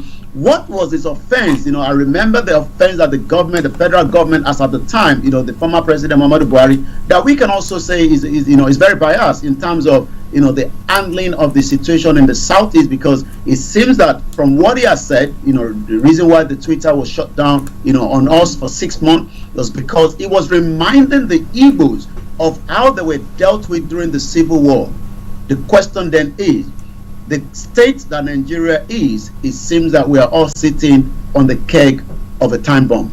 Of course, that seems to be what exactly is going on. But if so far, we know that Ohainze has few times spoken to the president, the former president. I don't know whether they've spoken to the current president, but they have already. Now, has there been any reaction, any move from there? Because when they approached Buhari then at the time, what he said was that, okay, what we can do, let the case go its full length, and when they said that, okay, he needs to be incarcerated for maybe 5 years or 10 years, then the president can say, okay, I've pardoned him for that. But all the moves were there, and then we had the appeal court saying that it should not be tried and everything, and then they decided no. So the president didn't do whatever he was doing. They could have let him out, but they didn't. Now, do you think we're going to see something different from our current president, and with the move Tinubu, and with the move from the Ohainze as well?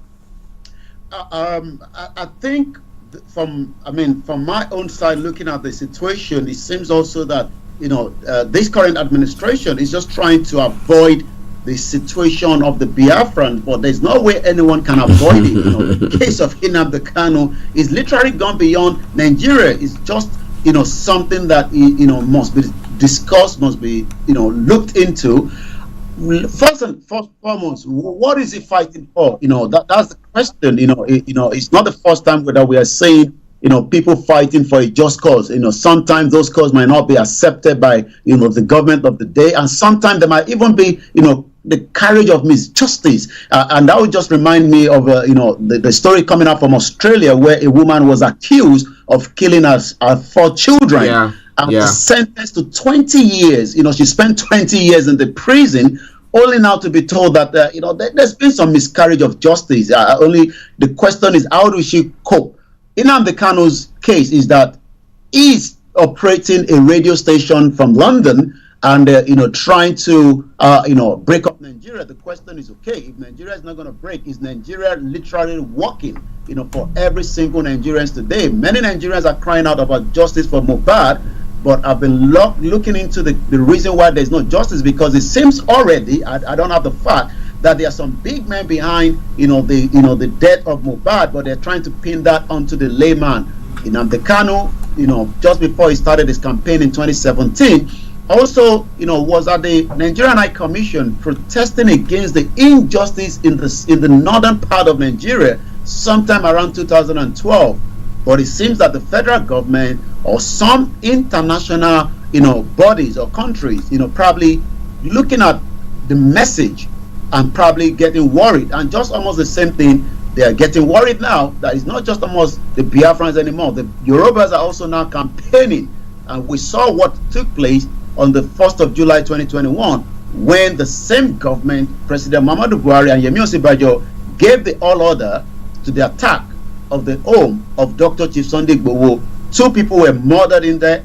Many lives were also been affected till date. Many people have become, hypersensitive in that situation.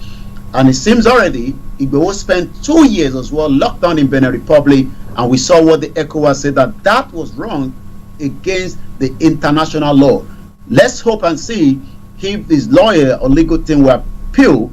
But what will be the response again from the Biafra government in exile? Are we going to see more lockdown? That will be more when it comes to the already dead economy of Nigeria that's struggling, to rise. Now, interestingly, but before we round up that conversation, now, how does, this action by the courts and the inaction by the federal government pertaining to freeing and then listening to people's quest, because you talked about how Nnamdi Kanu started this campaign, and it's the same thing that Chief Dr. Sunday Igboho also started, because he could see that his people were being were killed, their properties being destroyed and everything.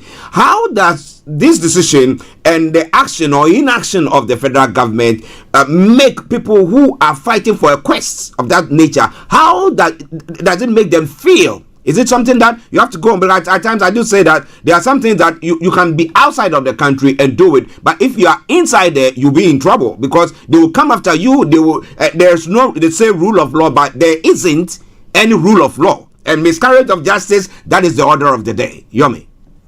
Well, let's just go back again to the amnesty and Bola Tinubu. 6 months is been in office, and already the Amnesty International says that the human right is not there. Since this government have been in place, so that shows that many Nigerians are now becoming much aware of the environment. They're becoming much aware, of the injustice, the carriages of injustice. We can go back to so many. Let's talk about the NSAS as an example, where innocent Nigerians were, doing nothing more than the fact that, officers were extorting them. They were taking money out of their bank's account, and sometimes they got killed and take their vehicles and sell it off, and that becomes an hashtag for NSAS. What led to that? We saw the military go in there. As we speak to you today, many Nigerians fled. We can talk about one of the DJ that is currently now, I believe she's in America. She has to flee for her life because she's now becoming a target, because she was the one, handling most of the coverage that we were watching that previous night.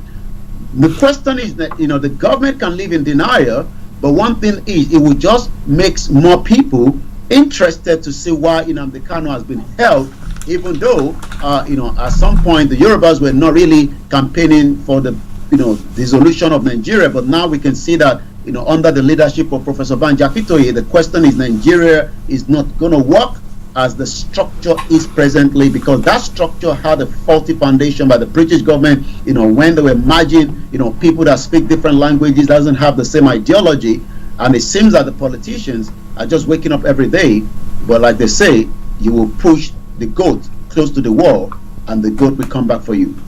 Well, listeners, it is Starr Radio UK. It is your favorite African and Caribbean radio station in London, bringing the time now to 27 minutes past 11, and it is the Friday edition of the morning show. With me is Mr. Olayomi Koiki in our North London studios. I'm actually here in the South studios, and we are bringing you everything that you need to know, because it's posted, put that video behind you. Let's go straight to the next story that is pertaining to the immigration that is probing the extortion of US-based lecturer. Now, because it's a US-based lecturer, or because he's got the muzzle, or because of his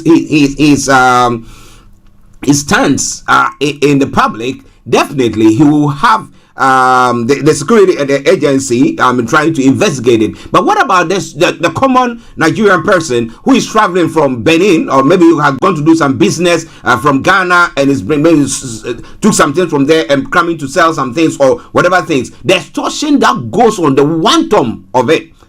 Is that what they're talking about? Or they're just trying to just whitewash something so that to say, oh yeah, they are doing something for us? Yomi.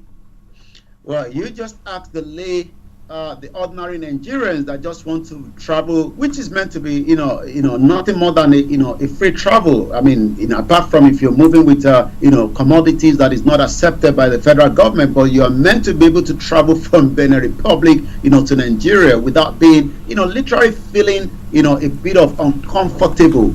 Many Nigerians have been expected, those immigration officers, must now be looked into. The security situation there seems to be the other way around. But you're quite right. I mean, Professor Moyo Okedeji is not just an ordinary individual.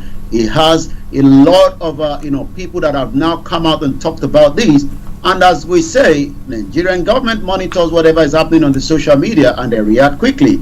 This morning, the immigration is now probing the allegation or the alleged extortion of the US-based lecturer. The Nigerian Immigration Service has said this is now investigating the alleged extortion of the United States-based Nigerian Professor Moyo Okedeji by men of the service. Okedeji, like we said yesterday, not just $500 was stolen off him. He was almost killed but saved by the Igbo in Festac. Maybe we'll have been talking about RIP to him today. Okedeji is a professor of art and history at the University of Texas, in America. Also, as his ordeal was now being, gone around the world, and as also we've been talking about it on the Star Radio UK network and many other, platforms around the world. Is now it seems that the Nigerian immigration has now said that we just have to investigate, and we just hope that it's not just investigate, it's about making sure that these sort of atrocities that happens on a daily basis, even though when you go to the northern part of Nigeria today, you might as well just say anything goes in that part of the state from the north. Anything goes, does it? Well, listen to Star Radio UK. 11:30 the time. Let me touch on one other story and then we can move on with what is happening. That pertains to Nigeria seeking US collaboration in fight against terrorism. Now, if you monitor what is happening in the last few months, now we have the French troops who are based in Niger who are living, and a few of them are living. They've been there for ages. They were there to help fight the insurgency. Okay? And they had the US having bases there who were also helping in fighting this insurgency. However, the military, the military leadership who have now are now in charge of those countries are saying that they've not seen any impact from them. So that means that they are there either trying to some way somehow take something from them or having a base there to flex their muscles, but not actually helping them to fight insurgency. So with Nigeria now saying, okay, you know what, now we want US to come and help us, come. Do you think it will bring about any difference, which we've seen that other nations, nothing of the sort had happened? Yomi. Well, it's good to have a good cordial relationship, especially training experience that especially countries like America, and Europe that have got quite amount of experience when it comes to tackling and dealing with especially security in their own state. But again, Nigeria continue to have bilateral relationship with the United States to fight against terrorism and other security challenges. This is coming from the Minister of the State for Defense, Bello Matawali, that says this during an official visit to the US, that Nigeria will become more support to degrade terrorists operating in the country. He also put out a statement. The Defense Ministry issued this yesterday by Ensho Ogubiki, the Director of Press and Public Relations, and it goes like this. The minister met with the Congresswoman Betty McCollum, several members of the U.S. Congress and the United States Capitol.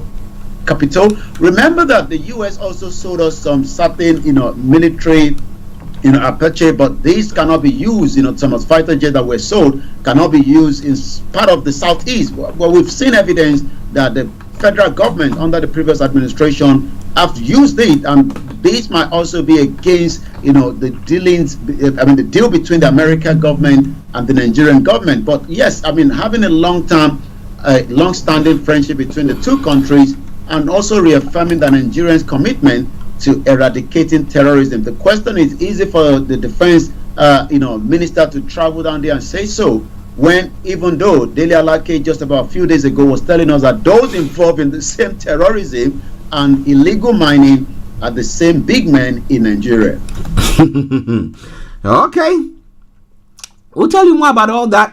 But listeners, this is Star Radio UK, and this is the Friday edition of the morning show with me, From our North London studios, Mr. Olayomi Koiki, I'm Archie here in the South studios, and we are bringing you everything that you need to know when it comes to what is happening in Nigeria. Now, I thought that the River State issue has been sorted. We had some people were thinking that there could be a by-election or something, but now we have some resignation taking place there as well. Yomi. Well, it seems that when you put in someone that you think is going to work on your behalf, like Wike did, it seems that that is not fighting back. The current situation in Rivers State in the last 24 hours when we left you, remember that yesterday we talked about, the chief judge resigning, but now we are getting more, ministers, also, resigning as well. Former Rivers State governor to intervene in the state crisis. This is Governor George. River have been put in what we call the political crisis for a few months now, following the impasse between former Governor Nelson Wike, the current minister for FCT, and his own successor, Sim Fubara. What is the current situation? These are the two faces right there. Wike is the one on the left, and the current governor to the right-hand side. As we say, the river has been in this political crisis while President Bola Tinubu had earlier waded into the matter, just like he did in Ondo State. The political tension in Rivers State has now taken another dimension, but the judge believes that the former governors of the state can prevail on the actors just to shield the sword. I mean, we saw, the budget being presented by 6 and the governor, while the other that have moved to APC were not literally, allowed to. We've seen, the demolition of the state House of Assembly, and the reason for that is because there is what we called, damage to that building. More question again is the River State. Who is behind this? Remember that the Minister for Information came up yesterday and said, well, the government doesn't have any hand in these. So if the government doesn't have any hand in these, who could be behind this? 6 river commissioners have now resigned. The assembly factions hold parallel sittings. You can imagine we now have 2 parallel sittings in one state. Who is going to be affected? They say when two elephant is fighting, the grass suffer, and I believe the citizens will suffer more. 6 commissioners loyal to ex-governor Nelson Wike have now resigned from the cabinet of Governor Fubara.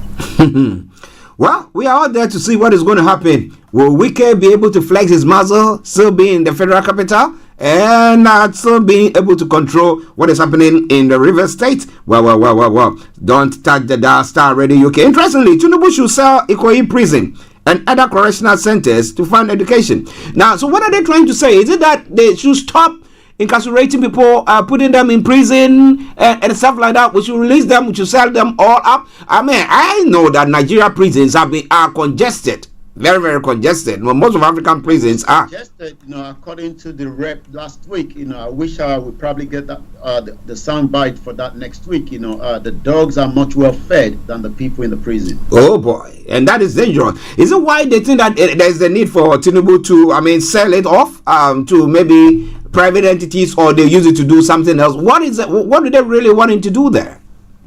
Well, this is coming from a senior lawyer, Kayode Ajulo, as advocate the sale of some under-utilized coronation centers in the country to fund education. Last October, the constitutional lawyer had urged the federal government to introduce electronic tax for inmates in Nigeria. Well, I'm not too sure how that is going to happen. You put in electronic tax with a country that has inept electricity power. We know that the Zeni has such in her leg, and that means the Zeni must be at a certain time from 11 p.m. to 6 a.m. here in UK until she returns back to court in 2025.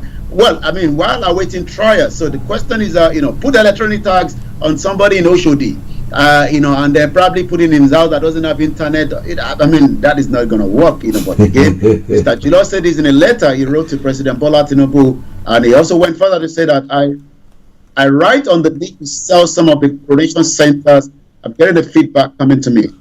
Yeah, go on. On the need to sell some of the coronation centers in prime areas to raise funds for education in Nigeria. Is that the best way? We sell off coronation center, use it to raise funds. Well, I'm not sure whether many would agree with that, but Ajulo emphasized the pressing need for additional funding to support development of education in the country, but he thinks that selling off some of the coronation centers will be the way to raise such fund.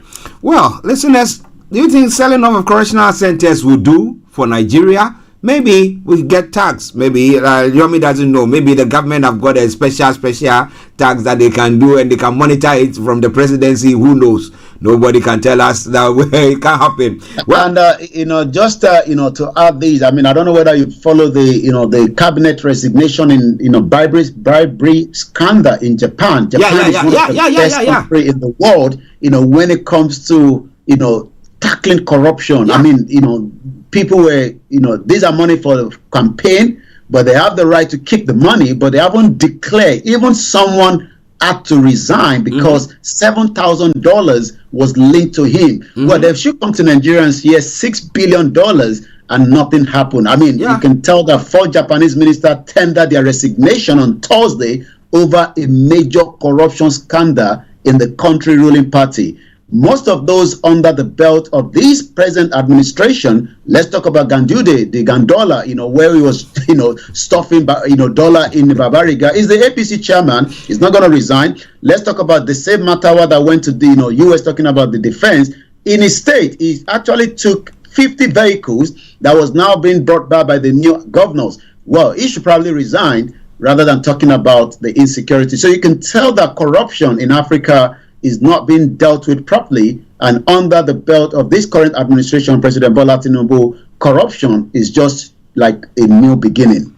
Well, they talk about rule of law. We are in a democratic dispensation, and there's rule of law. But do you think there's a rule of law wherever you are listening to us from? Many people are asking that because I was listening to one of the commentators on Mohbad's case, known as JC Bukky, or Big Bukky JC. She lives in UK, and she was talking about the same thing that many of us saw. We are no longer in the military era, and when we talk about the rule of law, it must be abide, because Tinubu is not a military man, he's a civilian, and when you are a civilian, there must be a rule of law. But the question is, will there ever be a rule of law in Nigeria?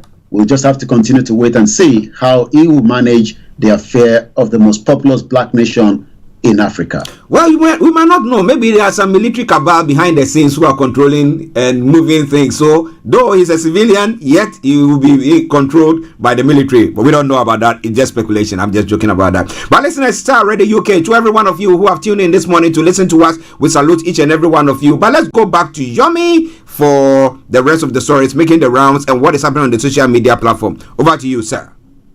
Well, at 85, the former Anambra State Governor Ezi Ife have come to an end of life. We pray for him and the family, but it seems that there is so much surrounding him, because I've been reading from Simon Ekpa, because he believes that this individual disagree with them on Biafra. But again, as they say, not everybody will agree with you in whatever you do. Also, twin brother, 5 others have now been nabbed over alleged internet fraud. We know that there's so much internet fraud. We must continue to say it again and again, especially to most of our listeners, the elderly ones. If someone is calling you and wants you to just say hello, without even mentioning your name, because they don't have your name, all they want to say is that you have a meeting. This meeting is a Yoruba Nation meeting. It's coming up in the next few days, but they're going to send you a code, and you should just give them the code back. Please do not give those codes. If you do so, your WhatsApp will be override. You will not have access to that WhatsApp. You will lose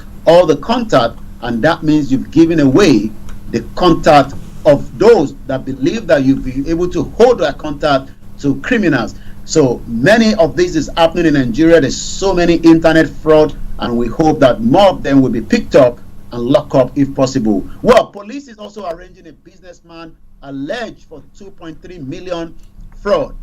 Kano governors agreed to pay demolished shop owners 3 billion in compensation. Well, it's easier said than done, but federal government stakeholders collaborate, enhance menstrual hygiene.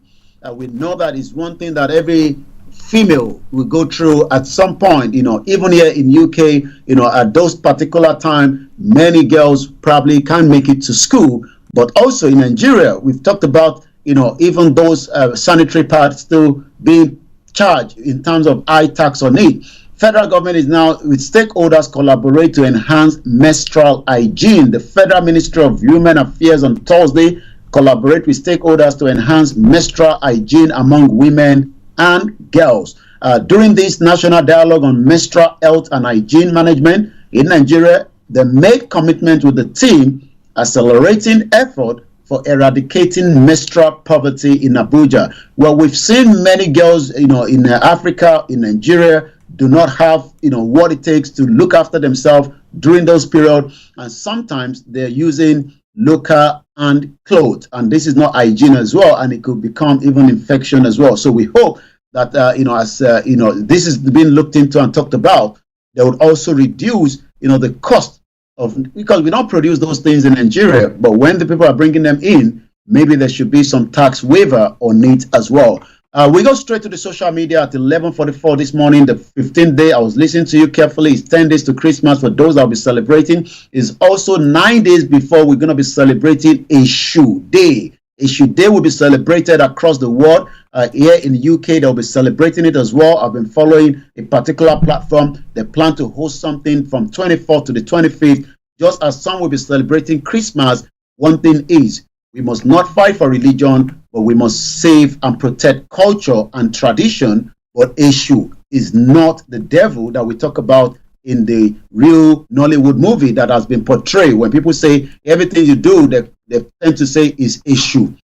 Please, I won't do that again, But again, it's now been celebrated across the globe. I'm going to take us to the social media, as many that have been monitoring and following, these Supreme Court probably will have mixed reaction, and I'll be telling you what I can pick up from that Supreme Court ruling. But for now, it is still the Starr Radio UK, the finest African and Caribbean radio station in London, the Friday edition as we go into the weekend.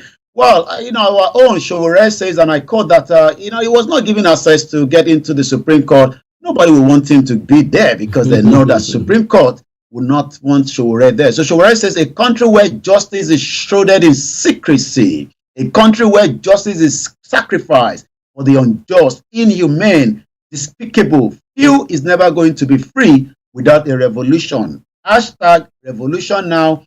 Hashtag free Nnamdi Kanu now. We know that Showore believes that without a full revolution in that country, nothing can change. Well, I'm getting a message that the Senate President of Akpabio, fell ill probably after his 61st birthday colloquium in Abuja.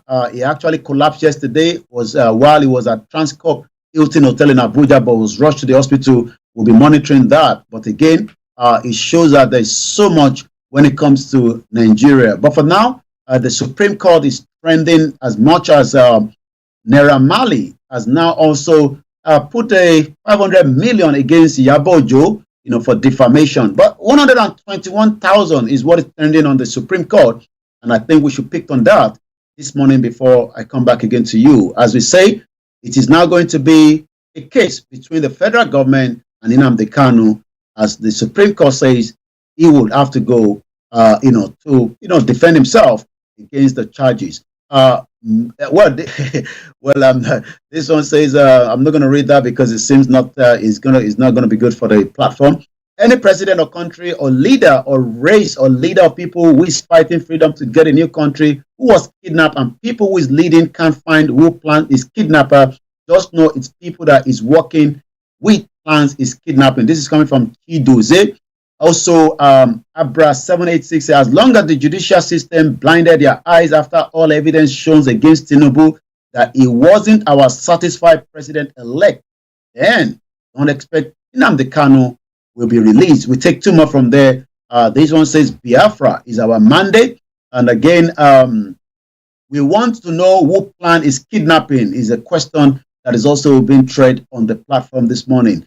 Well, also, Arewa is trending. Appeal court is trending, but like I said, not much coming out from the government or in exile of the Biafra, but we'll be monitoring that. But again, over 300 comments on a particular platform in one of the mainstream media in Nigeria, and a lot of people are saying, why didn't they put him on trial all these years?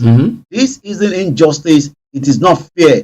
After how many years in detention, you are not talking of trial. Nigeria.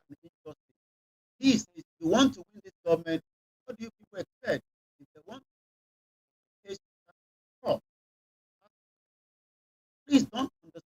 Please, I don't understand the judiciary here. Cannot stop. Why won't he face trial with all the activity he instigated his people to commit? He must face trial and he must be jailed.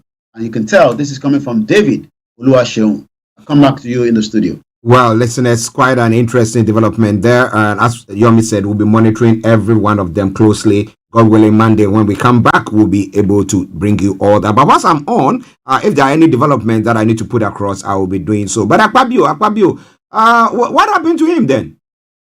Well, he was celebrating his birthday. He was in Uyo, Akwa Ibom on Saturday. I saw him in the stadium. He was running, he was jubilating the birthday. But yesterday, I think he was having another, show right inside, the Hilton Cup in Abuja when he slumped and he was rushed to the hospital. And I'm just trying to get what that is. His face there is the current Senate president, as we speak right now.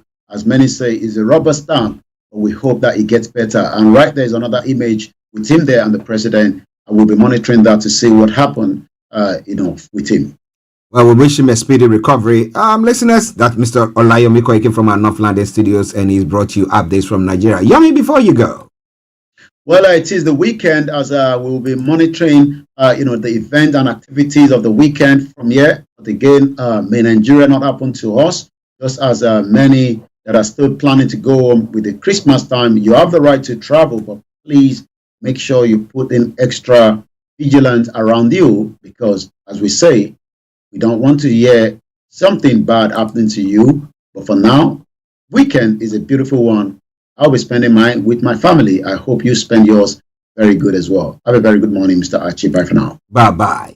Well, listeners, that has been Mr. Olayomi Koiki bringing you all the updates that you need to know when it comes to Nigeria this morning. But now, we're going to be taking a musical break. Whilst we were having the conversation, I was trying to sample some songs, and I've come by one Christmas Apala song titled John 3:16 by Bami Apala Ode Ode. Okay, so let's enjoy that, and I'll be with you. Radio UK, your favorite African and Caribbean radio station in London.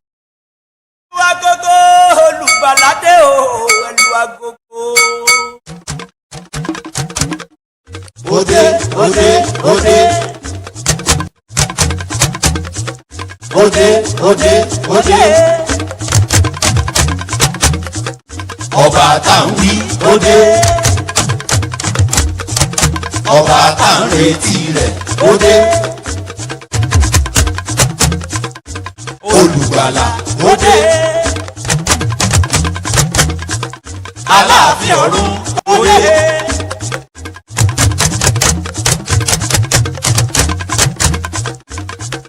Ọba tí a bí láti wá gba gbogbo ayé òde.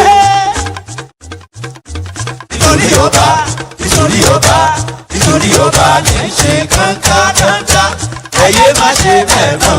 Nítorí ọba, nítorí ọba, nítorí ọba ní í ṣe kánkán. Ọba tó, ọba tó, ọba tó, ọba tó, ẹ̀rù ọba ni mo bà. Kábíyèsí o. Kérésìmesì ọdún dé ọdún olówó. Kérésìmesì ọdún dé ọdún ọlọ́mọ.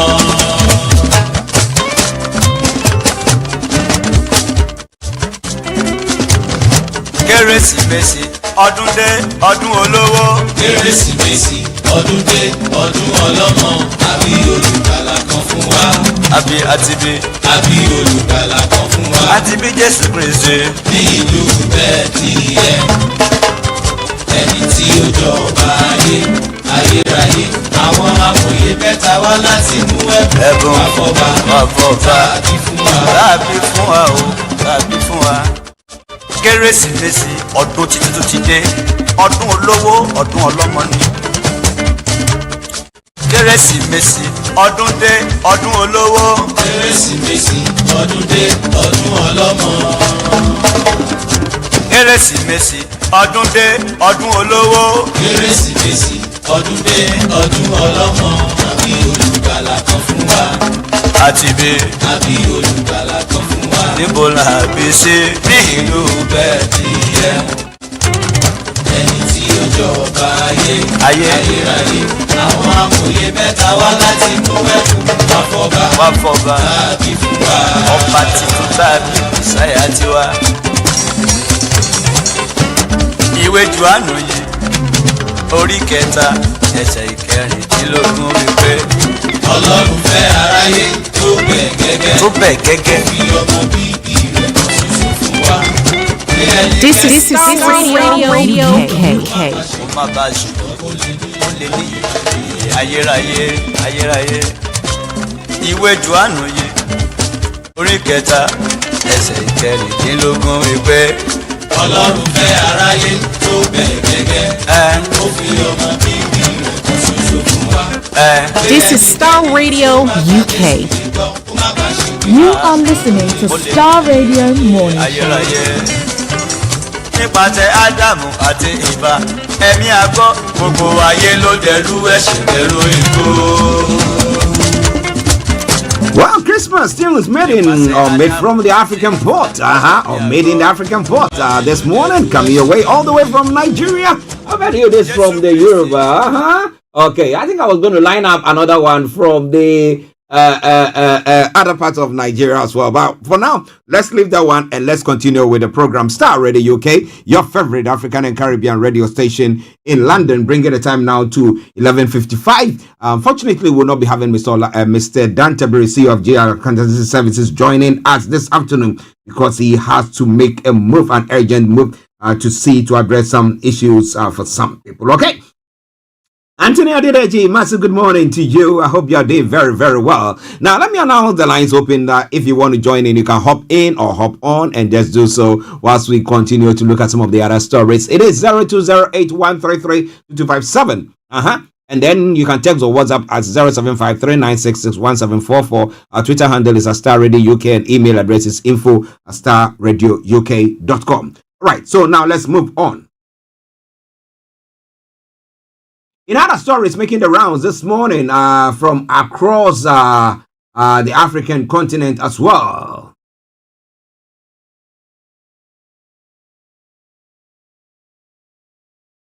Niger, content of transition agreed before ECOWAS opinion. That is one of the stories making the rounds there. Rwanda ease nightlife restriction for festive season. And then Santa Claus makes a splash at Ushaka Marine World in Durban, South Africa. And then Senegal supporters of Sonko react to court ruling clearing his bid. Oh boy. So let's bring that one first. A Dakar court has ordered Thursday, December 14, the reinstatement of the opposition leader on the electoral roll, clearing one hurdle of a part of the 2024 presidential election that has so far been strewn with pitfalls. At the bus stop in Dakar, Alpha is happy. All of us satisfied. We are expecting the verdict because we know our leader did nothing. He should have been given the eligibility some time ago, but to delay things, they did it late. Still, we are satisfied. We are still behind him, and he will be our candidate, Inshallah. Okay, that's God willing. Now, in order to run for president, Sonko must file his candidacy by December 26. However, it is unclear whether the administration will accept to provide him with the form necessary to file his candidacy. Now, they are going to use elimination by rough tactics. That's what they're going to be using now. But a court in Zingashaw had cleared him to be reinstated on the electoral roll, but the administration refused to give him the forms, arguing the court decision was not definitive. Indeed, the state of Senegal has lodged an appeal. Now, following this, the Supreme Court ordered the Sonko's case be retried by Dakar Court of First Instance. After Thursday, December 14 verdict, Sonko's lawyers say their client must be reinstated immediately on the electoral roll. The lawyers of the state of Senegal reportedly said the court decision cannot be conducted right away. The state officials has 10 days to appeal. I bet there will be pushing until it gets to that point. Then they said, we could have reinstated you, but the 26th day has elapsed, and therefore, that will be another battle for them to go to the court to say whether he can be, his name can be, put back there. But Osman Sonko filed his request outside of the 5-day deadline that is provided by the law, while he'd already been informed of the decision to strike him off the rolls for added. Okay, the judge eventually ruled on Thursday that Sonko had not been correctly informed of the decision to strike him off the electoral roll following his conviction of corrupting youth. Shamsuddin, massive good morning to you. I hope you are doing very, very well. Thank God Nigeria has not happened to you, and we have you here listening in and watching us as well. May you have a wonderful weekend. Yes, and as we pray, may all work nice for you. And in Niger as well. The Togolese Minister of Foreign Affairs in mediation in Niamey affirmed on Thursday to have agreed on the content and timing of the transition in Niger with the Prime Minister of his country led by a military regime since a coup d'etat before the notice of other West African countries. The head of Togolese diplomacy, Robert Dassey, said on Nigerian national television, Tele Sahel, having worked and agreed on the content and timing of the transition with the Prime Minister, Ali Mahman, Lamin Zain, and the Minister of Foreign Affairs, Nigerian Bakari Joe Sangare. Now, we will already present to the heads of state mediators and the ECOWAS Commission this content agreed together, he added. According to Tele Sahel, Mr. Doze will return to Niamey in January with his counterpart from Sierra Leone, Timothy Kaba. Mr. Kaba was to be present during this mediation, said Mr. Doze, but constraints prevented him from making the trip to Niamey.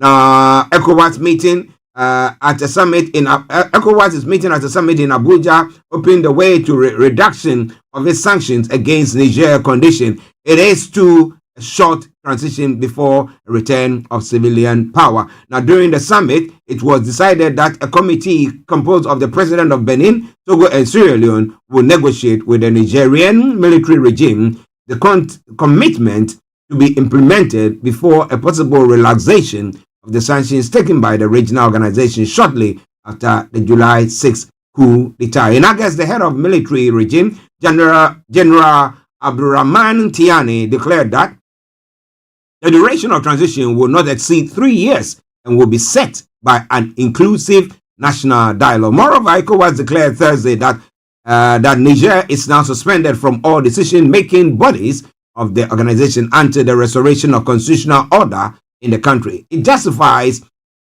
this decision by recognizing that the deposed president Mahmoud Bazoum, whose members government were empowered to represent Niger at statutory meetings, was effectively overthrown by a military coup. You know, it's interesting when we have regional bodies or continental bodies or organizations that we all countries belong to, coming out to make all those statements. But what is very, very interesting there is when you see leadership of these countries, these democracies, doing the wrong thing, do they have the power to call them to order as they do when they have been overthrown? Or is it something that they do just to protect themselves? So that we do that. So next time, even if somebody is doing whatever, corrupting, there's no rule of law, marginalization and everything, we will say, hey, don't go and touch them, because you go touch them, we're going to be facing sanctions and our businesses and everything. So people will just stay in there, being controlled, being maligned, being squeezed, being strangled to death. Well, it is Starr Radio UK. It's interesting, isn't it? All right then. Now, during the ongoing trial in Paris of retired Dr. Sostin Moyemana, accused of genocide and crimes against humanity during the 1994 Rwandan genocide, his defense has been characterized as a web of deceit. Now, Moyemana now 68, residing in southwestern France since 1994, is facing life imprisonment for his alleged involvement in the massacre that claimed over 800 lives.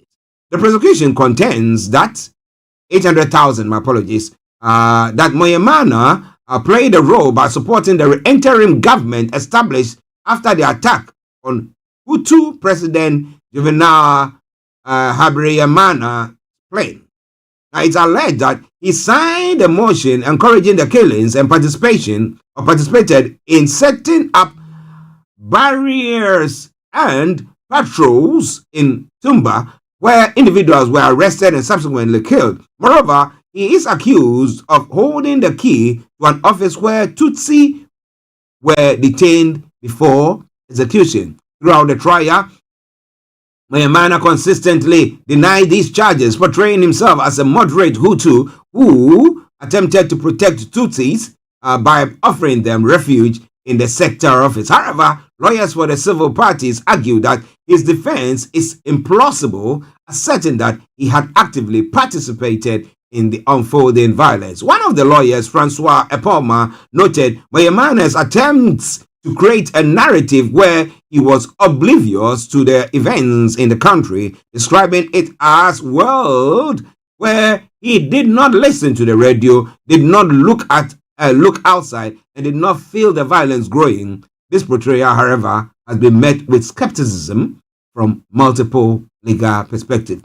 Justin Vinette, counsel for the International Federation of Human Rights, argued that Moyemana, an academic gynecologist, was fully integrated into public and political life in Rwanda, dismissing his claim of ignorance. Yeah? He was there. He said, I didn't participate in it. I didn't even know. I wasn't even watching it. You were an educated person. How can you tell me that you were not listening to what was happening or looking at what was happening? Really? All right then, Starr Radio UK. A couple of stories and then we'll move on from there. From Chad, on December 17, more than 8 million Chadians will vote in referendum on a new constitution, according to the National Commission in charge of organizing the constitutional referendum.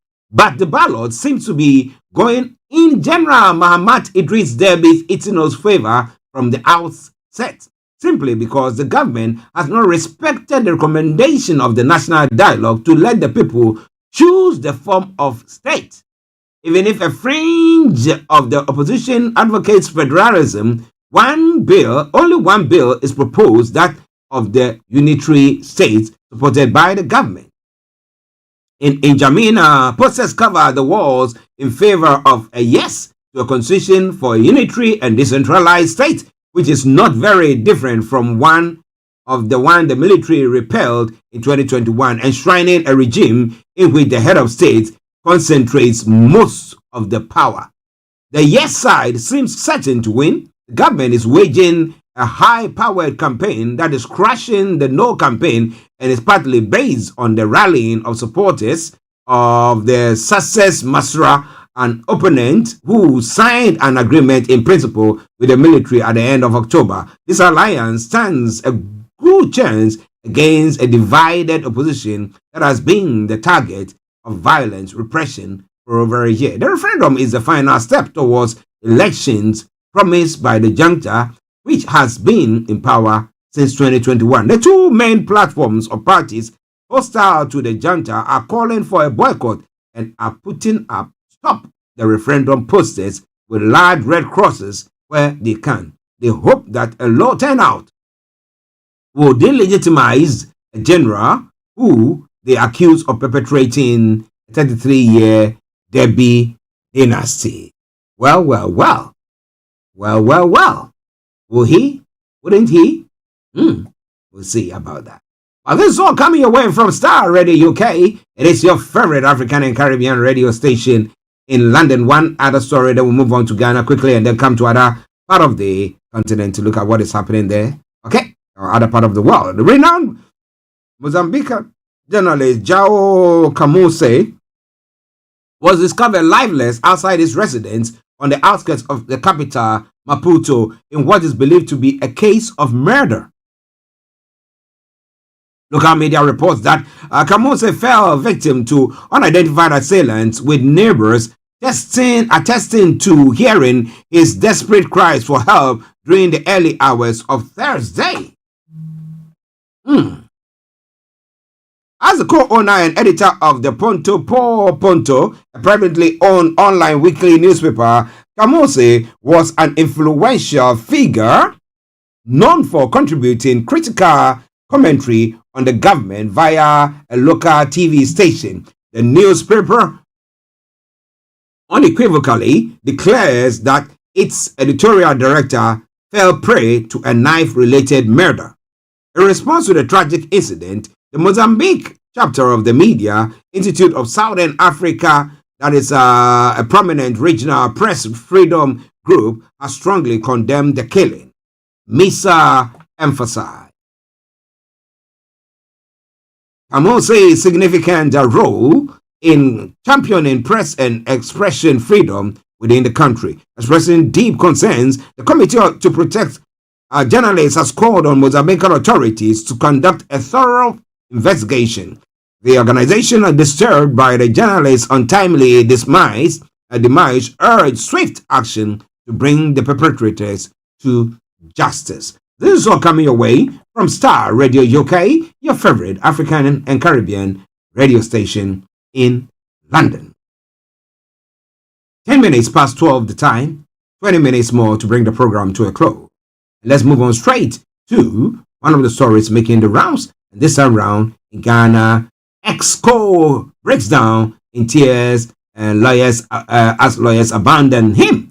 Now, it was a sight to behold as emotions got the better part of the former Chief Operation Officer of Microfinance and Small Loan Center, Maslock, Daniel Axim, who is standing trial together with abscond Christine Sedinam Temaklo Ationu for allegedly causing financial loss to the state. Now, Daniel Axim, upon mental examination at the Accra Psychiatric Hospital, has been declared sound and fit to stand trial after his lawyer, Augustine Obuo, had urged the court to refer him for psychiatric examination. Now, following the outcome of the medical evaluation, prosecution had indicated of continuing with the trial after the court had ordered him and the absconded former Chief Executive Officer, Mrs. Ationu, to open their defense. However, in court on Thursday, December 14, when the case was called, lawyer for the second accused, Daniel Axim, Augustine Obuo, was absent.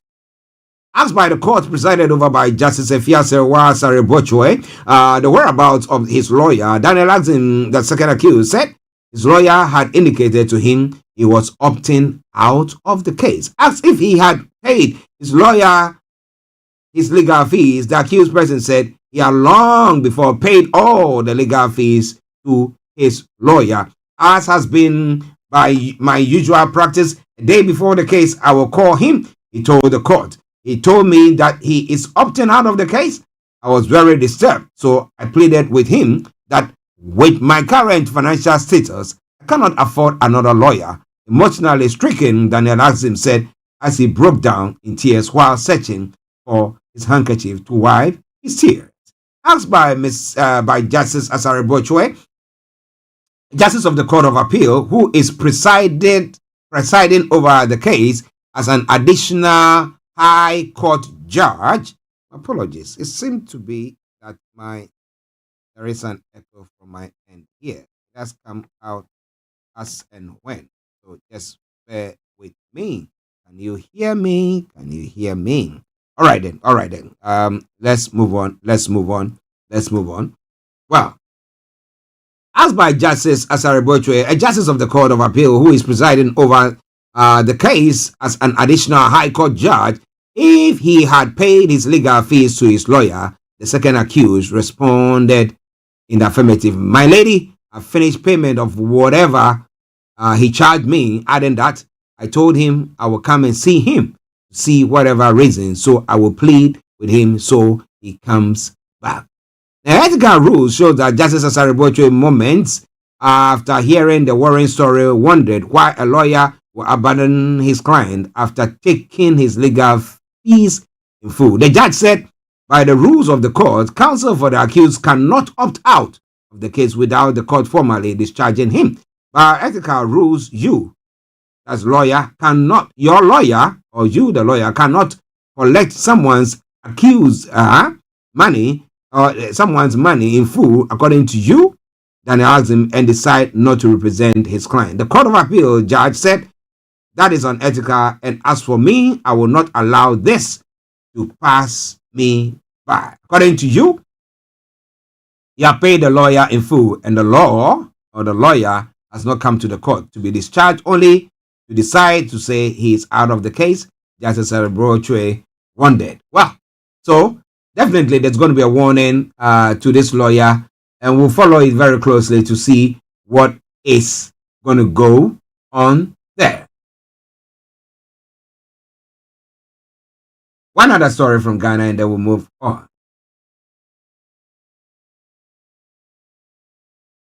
Well, when it comes to African leaders, I would say they are incorruptible, right?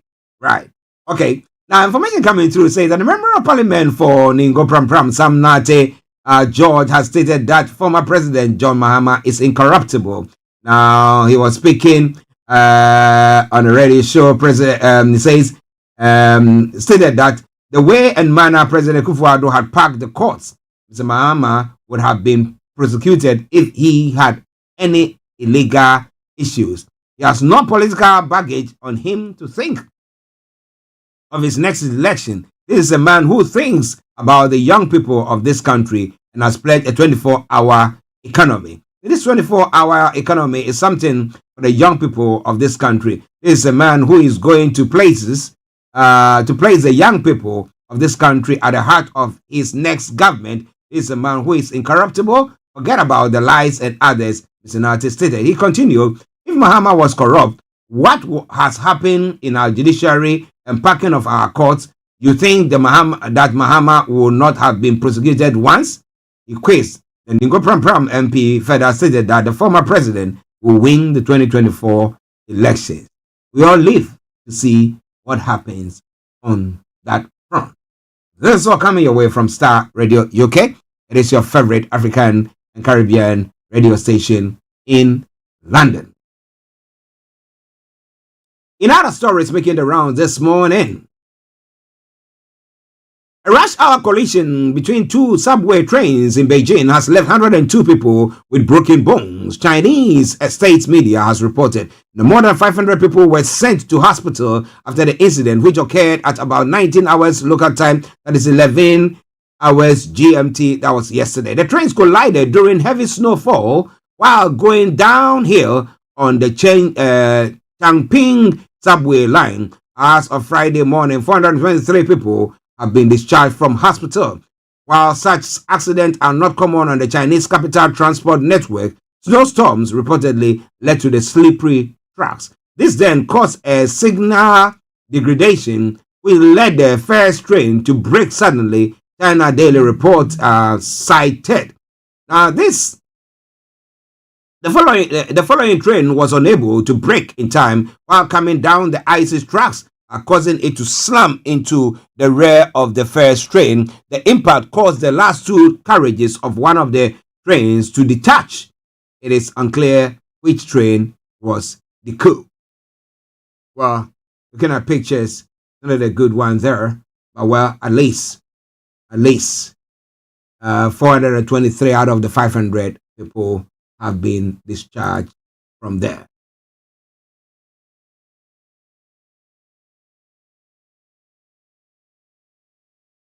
Now, we thought that Ukraine will be joining the EU just like that, but Hungary's prime minister seemed to be doing everything possible to stop it from happening. Because, Hungary's prime minister is a supporter of, he's a friend to the Russian leader, okay? So, now Hungary has blocked 50 billion euros in EU aid for Ukraine, just hours after an agreement was reached on starting membership talks. A summary of the night shift veto for the extra money to Ukraine, Hungarian Prime Minister Viktor Orban said after Thursday talks in Brussels. EU leaders said The aid negotiations will resume early next year. Ukraine is critically dependent on EU and US funding as it continues to fight occupying Russian forces. The aid blocking was announced by Mr. Orban shortly after the EU leaders decided to open membership talks with Ukraine and Moldova and to grant candidate status to Georgia. Now, Hungary, which maintains close ties with Russia, has long opposed membership for Ukraine, but did not veto that move. Mr. Orban left the negotiation room momentarily in what officials described as a pre-agreed and constructive manner, while the other 26 leaders went ahead with the vote. He told Hungarian state radio on Friday that he had fought for 8 hours to stop his EU partners but could not convince them. Ukraine's path to EU membership will be a long process anyway, he added, adding that Parliament in Budapest could still stop it happening if it wanted to. Now, commenting on Mr. Orban's opposition to the aid, that Prime Minister Mark Rutte said he still have some time. Ukraine is not out of money in the next few weeks. We agreed with 26 countries, he added. Viktor Orban, Hungary were not yet able to do that. I'm fairly confident we can get a deal early next year. We are thinking of late January. At a news briefing in the early hours of Friday, Mr. Michel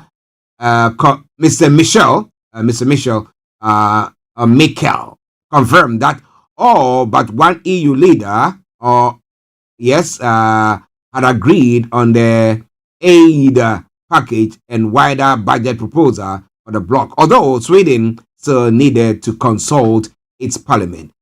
We will revert to this matter early next year and will try to get unanimity, he said. The loans and grants were to keep the country ticking over, helping fund public services, wages, and pensions. Ukraine is also desperately seeking the approval of $61 billion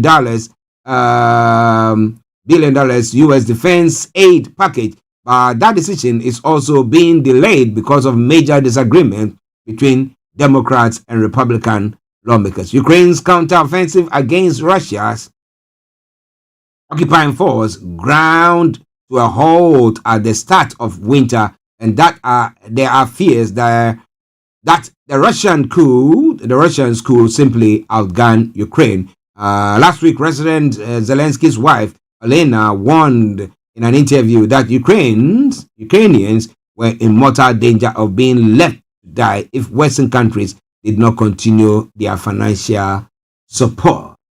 But Viktor Orban says he doesn't want them to have the money. Well. Starr Radio UK, your favorite African and Caribbean radio station in London.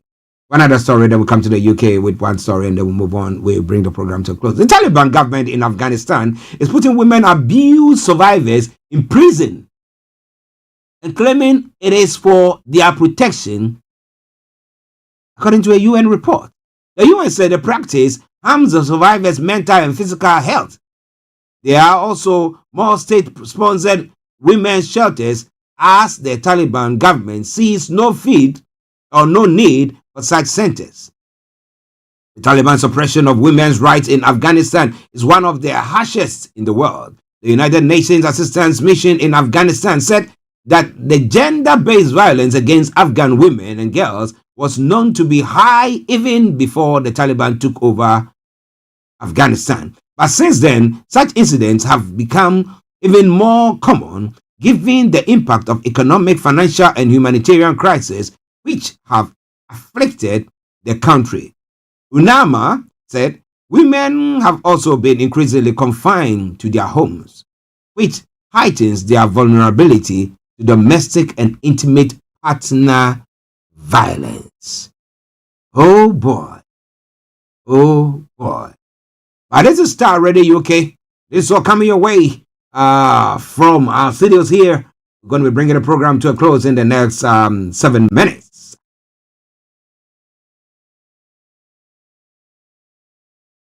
Now, you know that story is making the rounds this morning.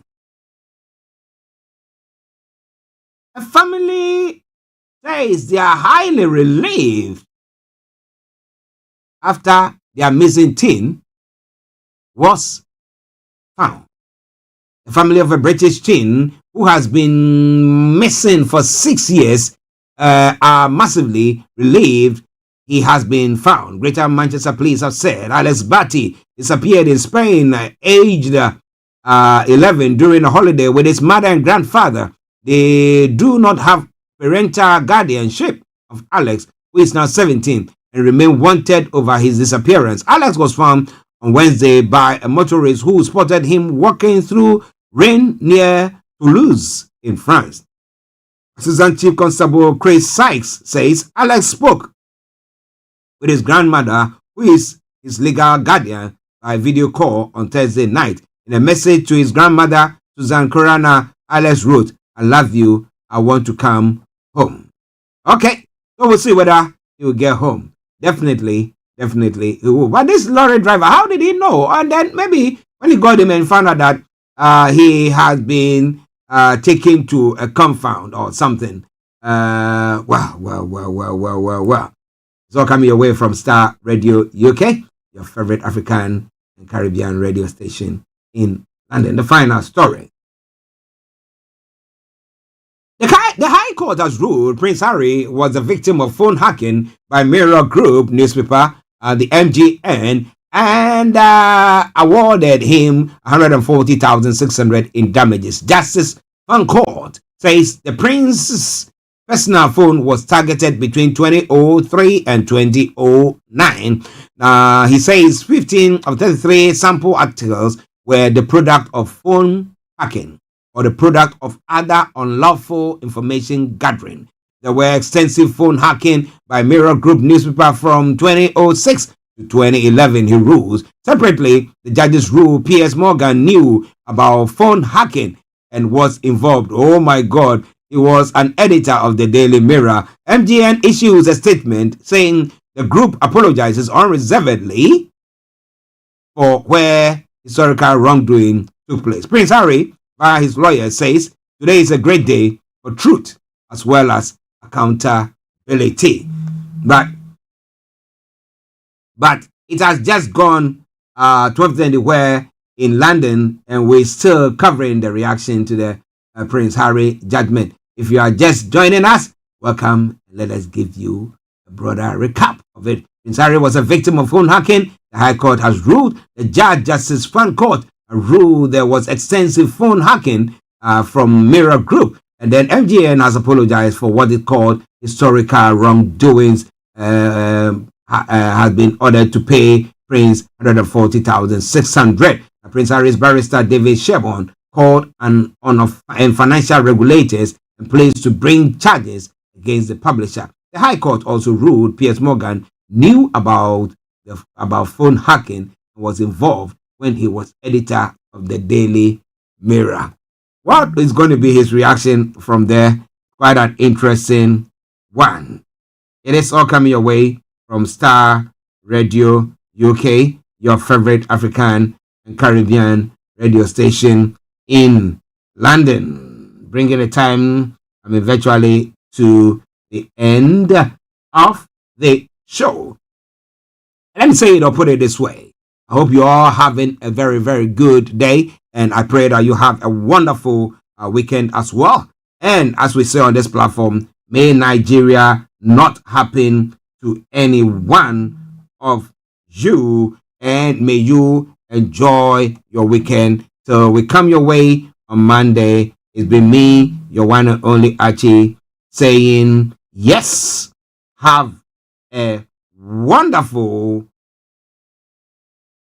weekend. See you all on Monday. Let me see whether I've got a nice tune to bring your way. Oh man. Okay. La.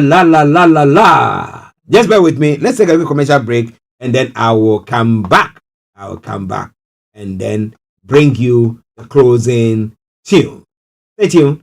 Don't touch the dial. Starr Radio UK, your favorite African and Caribbean radio station in London. Hi everyone, it's your girl BB Clement, the author of How to Go from Employee to Entrepreneur and the host of your weekly business show, BB Means Business, the show where we discuss everything you ever wanted to know about business but you were afraid to ask. How do I start my business? How do I raise the finance? How do I grow my business? Where am I going to find my customers? Join me every Tuesday at 1:30 p.m. on Starr Radio UK to get all the information and tips that you need to become a successful entrepreneur and become financially free. Remember, don't let life dictate to you. Rather, put your signature on life.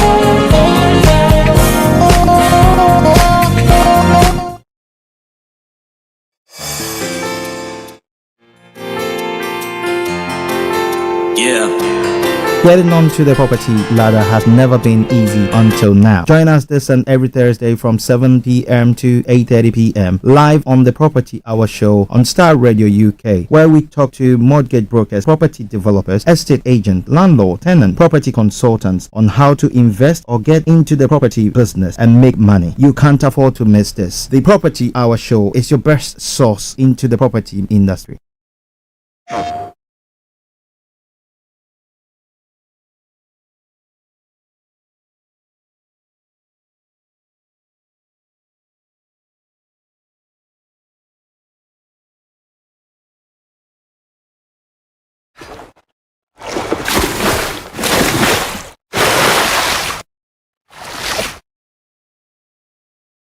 This is Starr Radio UK.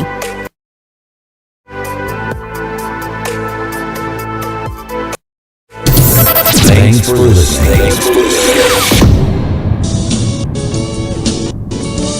Hands together with me.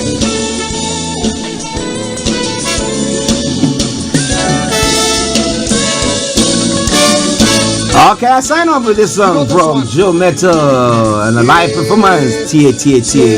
Listen to the good news. Okay, as the angels sing, saying, Jesus has been born in Bethlehem. All right, then enjoy it, and until I come your way next week. Bye bye for now.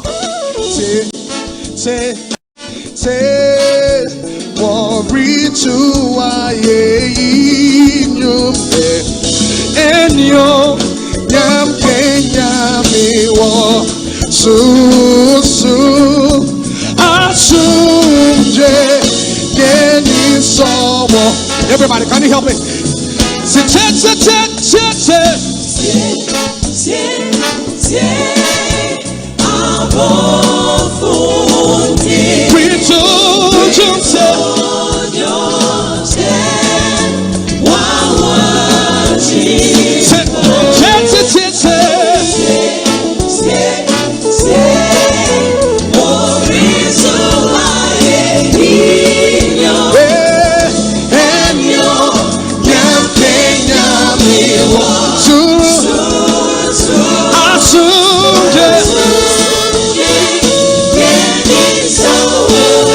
All right, you can help me do this one. Everybody.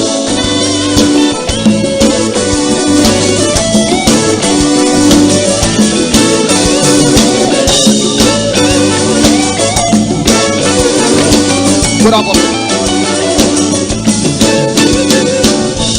So that's something we want to do. You want to help us do it. It's a call and respond. So when I say, then you respond. Is that okay? It's very simple.